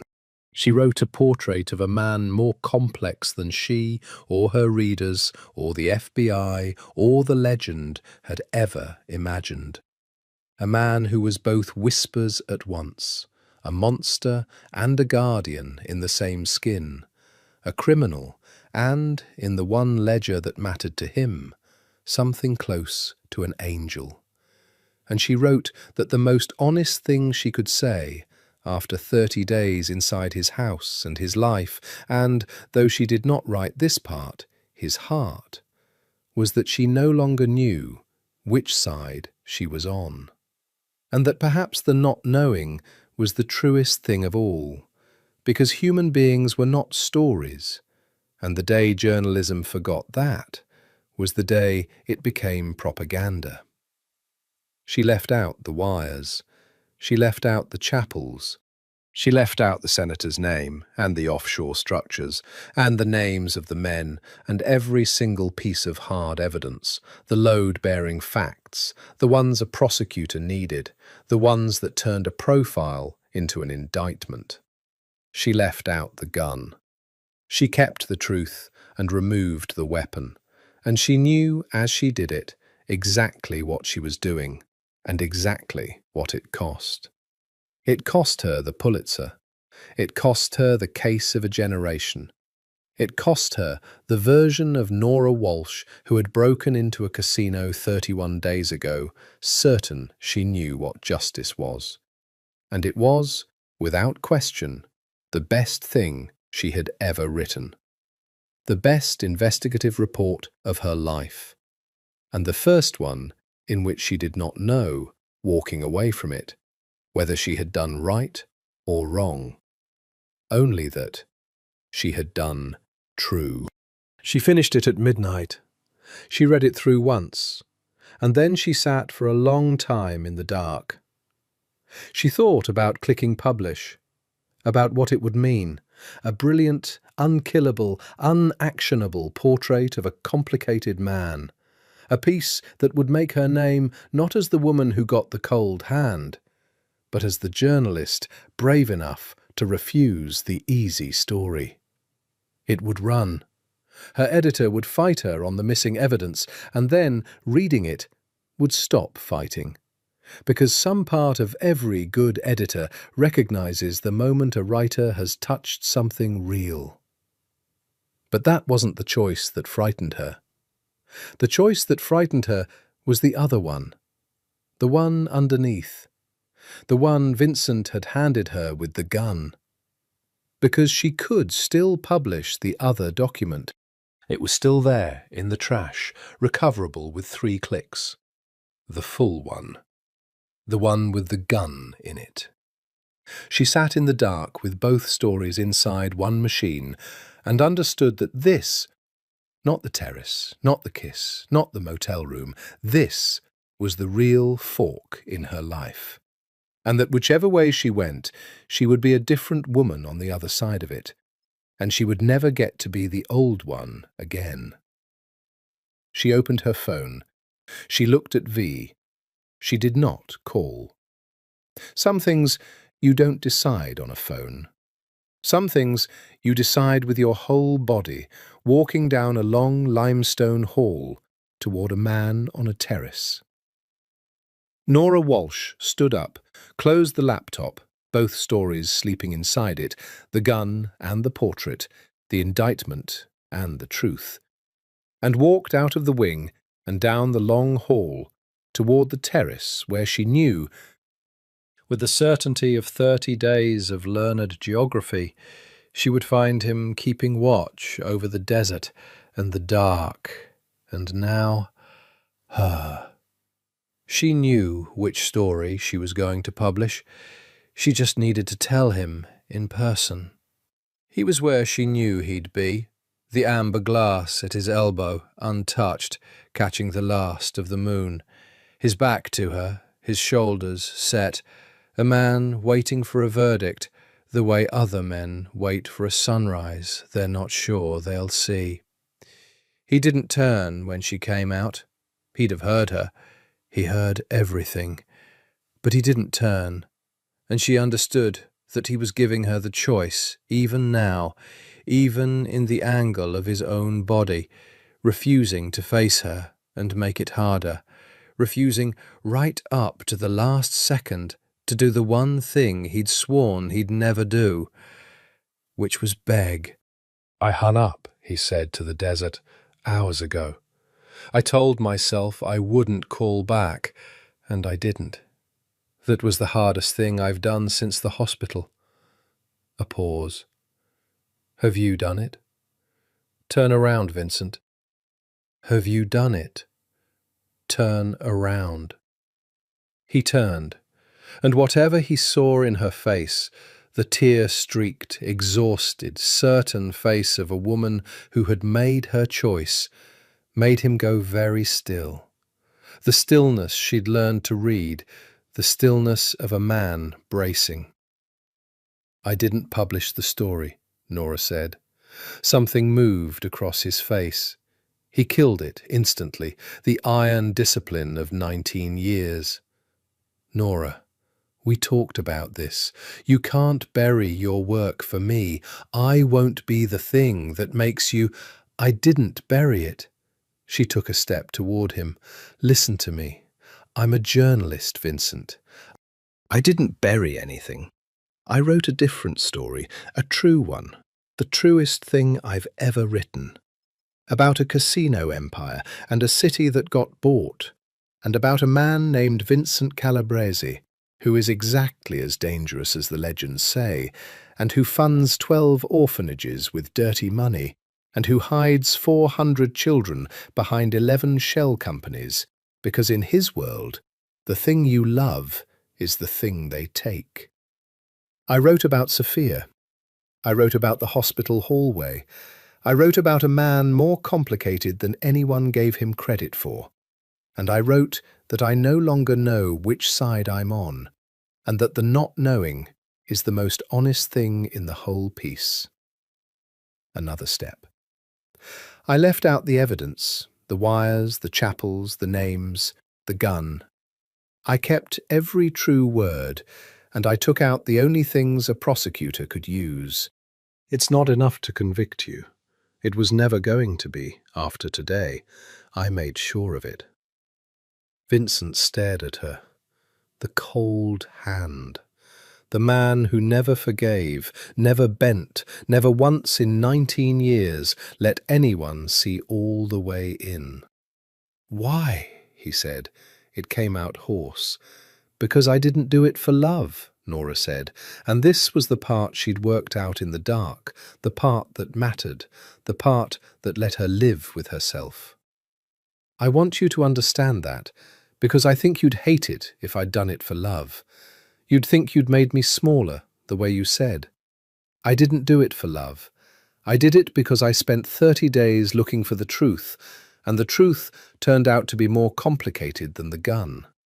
The truth is a man who is both things at once, and a journalist who buries that truth to fit it into a tidy story about a monster is a coward and a liar, and I am neither. The full report would have been a lie of omission in the opposite direction. It would have left out the orphanages and the hospital and Sophia and everything that makes you a man instead of a headline. That would have been the dishonest story. The one I wrote is the honest one. It just happens to also be the one that doesn't put you in a cell." She was crying again and smiling through it, the way she had on the terrace 2 weeks ago. "So no, I didn't do it for love. I did it for the truth. The love is just—" Her voice caught. "The love is just why I'm out here on this terrace, telling you in person, instead of letting you read it in the morning, like everyone else." For a long moment, Vincent Calabrese did not move, did not speak. Stood in the moonlight with 30 days and 19 years and a whole frozen life behind his eyes, looking at the woman who had knelt in his blood and ordered him to live, and then refused to put him in the ground when she had every reason and every right. And then the cold hand crossed the terrace in 3 strides and took Nora Walsh's face in both his hands and kissed her, like a man surfacing from deep water, like a man who has been holding his breath for 19 years and has finally been allowed to breathe. And she felt the wetness on his face and knew it wasn't hers. "I had a speech," he murmured against her mouth. "I had a whole speech ready, for if you'd published it, about how I deserved it, how I'd go quietly, how I'd protect you and Lily from anything that came after. I rehearsed it for hours. A broken laugh. I didn't have a speech for this. I never let myself write one. I didn't dare. Improvise, Nora whispered. So he did. He said the only thing that was left, the thing under all the others, the simplest and most dangerous truth he owned. Stay, Vincent Calabrese said. Day 30's over. The deal's done. You're free. You can take Lily and the story and walk out that gate tonight, and I'll have men make sure you're safe for the rest of your life. No strings, no debt, the ledger closed clean. You're free, Nora. That's what I'm offering you. Your freedom. His hands tightened on her face. And then I'm asking you, freely, for the first time in my life, asking and not arranging, stay. Stay anyway. Be a catastrophe with me. Both of you. Stay. She stayed. Not in the fortress on Red Rock. That was the first thing they changed, both of them understanding that a house built to hold things at bay was no place to raise a small person who liked to build towers and swim 3 strokes and ask sad castles why they were sad. And not, in the end, in Las Vegas at all. The story ran 3 weeks later. It detonated, but not the way anyone had braced for. There was no indictment. There was nothing in it a prosecutor could hold. But there was something the prosecutors had never managed in 11 years and $40 million. There was the truth, whole and complicated and human, and it did more damage to the legend of the cold hand than any conviction could have. Because a monster the city could understand. A monster they could fear cleanly, but a man who funded orphanages and held his dying sister's hand and turned a criminal empire toward the rescue of a child. A man could not be feared cleanly, and an empire built on clean fear does not survive its boss becoming complicated. Nora Walsh, who had set out to imprison Vincent Calabrese, had done something stranger and more permanent. She had made him human, in print, forever. And a human cannot be a king of shadows. He'd known. Of course he'd known. She understood later that it was the other thing he'd handed her along with the gun, that the honest story would cost him his throne as surely as the evidence would have cost him his freedom, just slower, just gentler, and that he'd chosen it on purpose. That when he said, "I'm tired," he had meant it all the way down. He got out. It took the better part of a year. An empire is not a coat you simply take off. And there were debts to settle and successions to manage and a great deal of money to move quietly into the 12 homes and a foundation that bore a dead girl's name. Until the day came when there was nothing left tying Vincent Calabrese to the city that had made him cold. Marco wept and called him a fool and embraced him and took over what was left. And that was its own kind of ending, the only kind that world allows. The day they left, Lily put Mr. Bubbles in her own backpack and refused all help carrying it.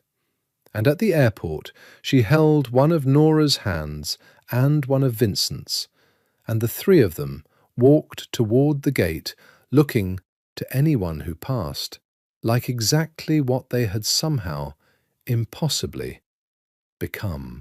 Rome did not know the cold hand. That was the gift of it. In Rome he was simply a man, tall, quiet, with a jaw that had been broken once and reset wrong, who walked the cobbled streets of Trastevere in the early evening with a 5-year-old on his shoulders and a woman beside him who was forever stopping to write things in a small notebook. The Romans took them for what they appeared to be. No one crossed the street when he passed. No one's eyes went down. For the first time in 19 years, Vincent Calabrese walked through a city and no one was afraid of him. And Nora watched the weight of it come off him by degrees, week after week, like a man surfacing slowly from a great depth, so the pressure won't kill him.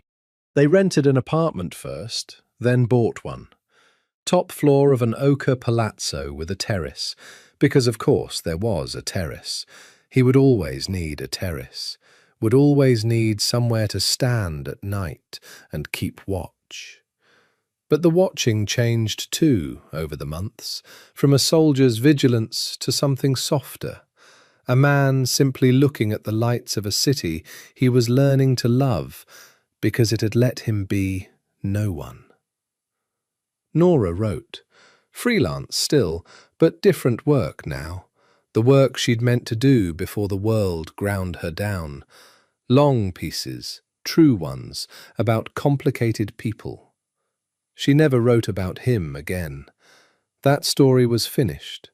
She'd said everything true she had to say, and the rest was theirs, and the rest was not for print. Lily started school.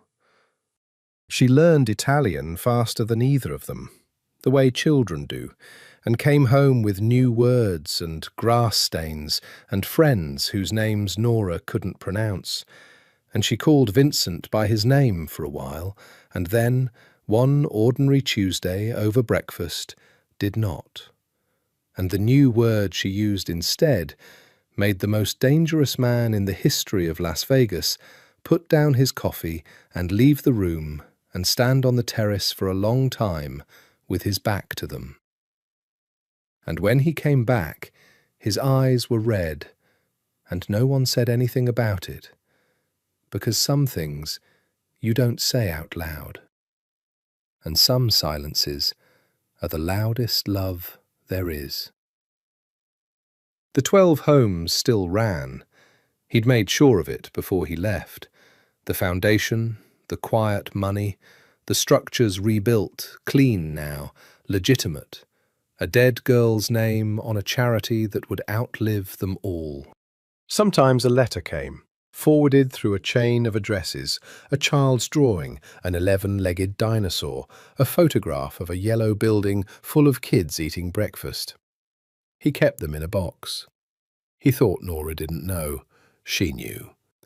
On a night near the end of their first year, they stood on the terrace in Rome, with the city spread gold below them, Lily asleep inside with Mr. Bubbles, and Vincent had a glass of wine at his elbow that he had, for once, actually been drinking, because there was nothing left in him that needed to stay sharp. "Do you ever wonder," Nora said, "what would have happened if I'd clicked the button?" "No," Vincent said. "Liar." He almost smiled. "Every day."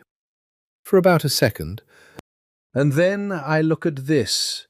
A gesture, the terrace, the city, the dark window behind which a small person slept. "And I stop wondering, because there's no version of that button that ends here. And here is the only place I've ever wanted to be." He turned to look at her. "Do you wonder? About the Pulitzer? The story you didn't write?"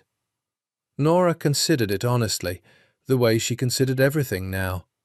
"I wrote a better one," she said. "It just wasn't the one that wins prizes.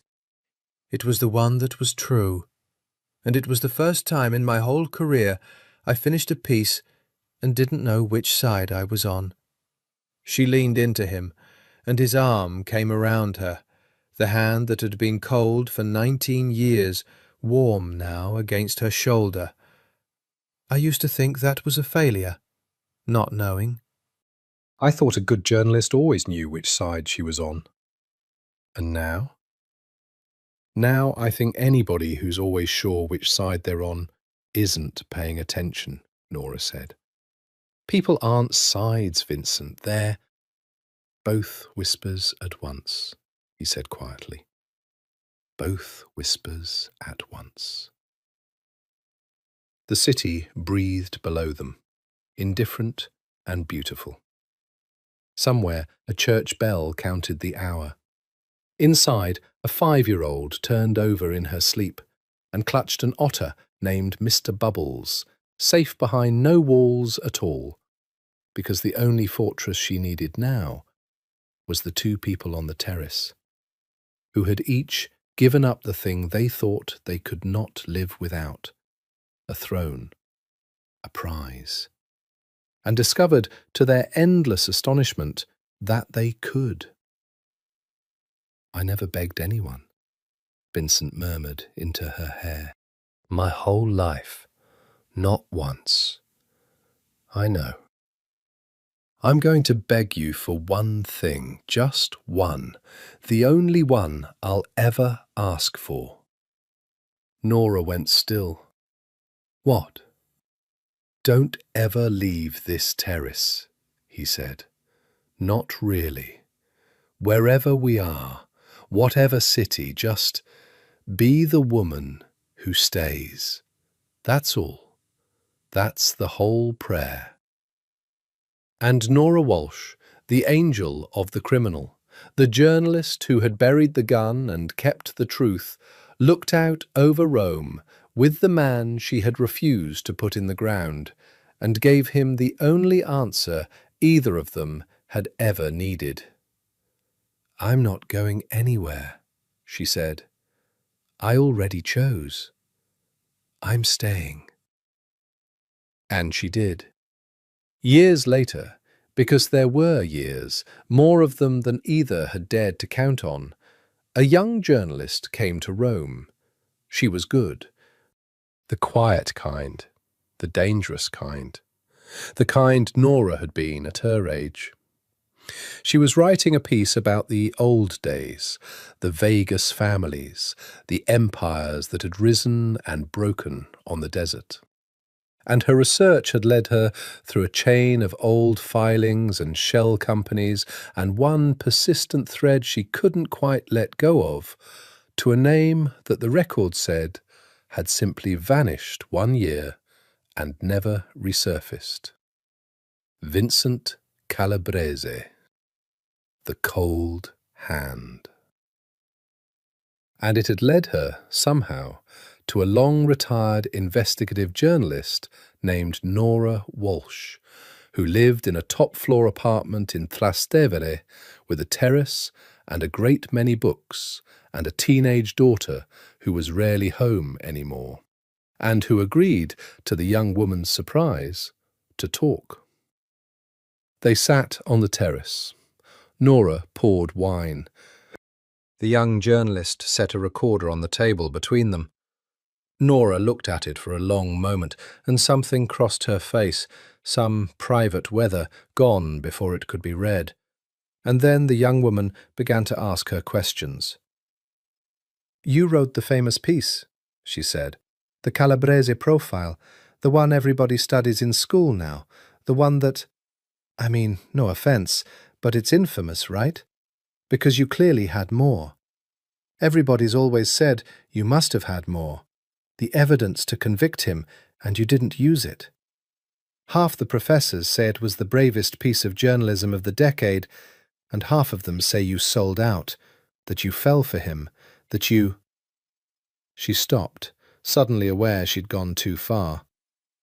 Sorry, I've always wanted to ask you. Why? Why didn't you publish what you had? Nora Walsh looked out over Rome, the same gold city, older now, as was she. What makes you think I had more? She asked mildly. Everybody knows you did. You lived in his house for a month. You had access no one's ever had. There's no way you didn't have the evidence to bury him. The young woman leaned forward, the hunger in her unmistakable, the hunger Nora remembered like a phantom limb. So why, after all these years, off the record if you want, why didn't you click the button? And Nora Walsh, who had won no Pulitzer, who had buried the gun and kept the truth, who had spent the best years of her life on a terrace with a man no one in this city had ever feared, smiled the smile of a woman who knows something the young can't be told, only lived into. "I'll tell you what I learned," she said. "The thing it took me 30 days and the rest of my life to understand. You came here wanting to know which side I was on, the reporter's side or the criminal's, the truth or the love. You think it's a button, publish, don't publish, one side or the other, and a real journalist always knows which." She shook her head slowly. "People aren't sides, sweetheart. The man I knew funded 12 orphanages with stolen money and held his dying sister's hand and turned an entire criminal underworld towards saving a frightened child. And also did things I'll never write down and he'd never have undone. Both, at once, in the same skin. And the day I understood that no story is true if it leaves out half the man, that's the day I became a real journalist. Not the day I learned to find the evidence. The day I learned which evidence told the truth and which only told the story." The young woman frowned, scribbling, not yet understanding, too young to understand.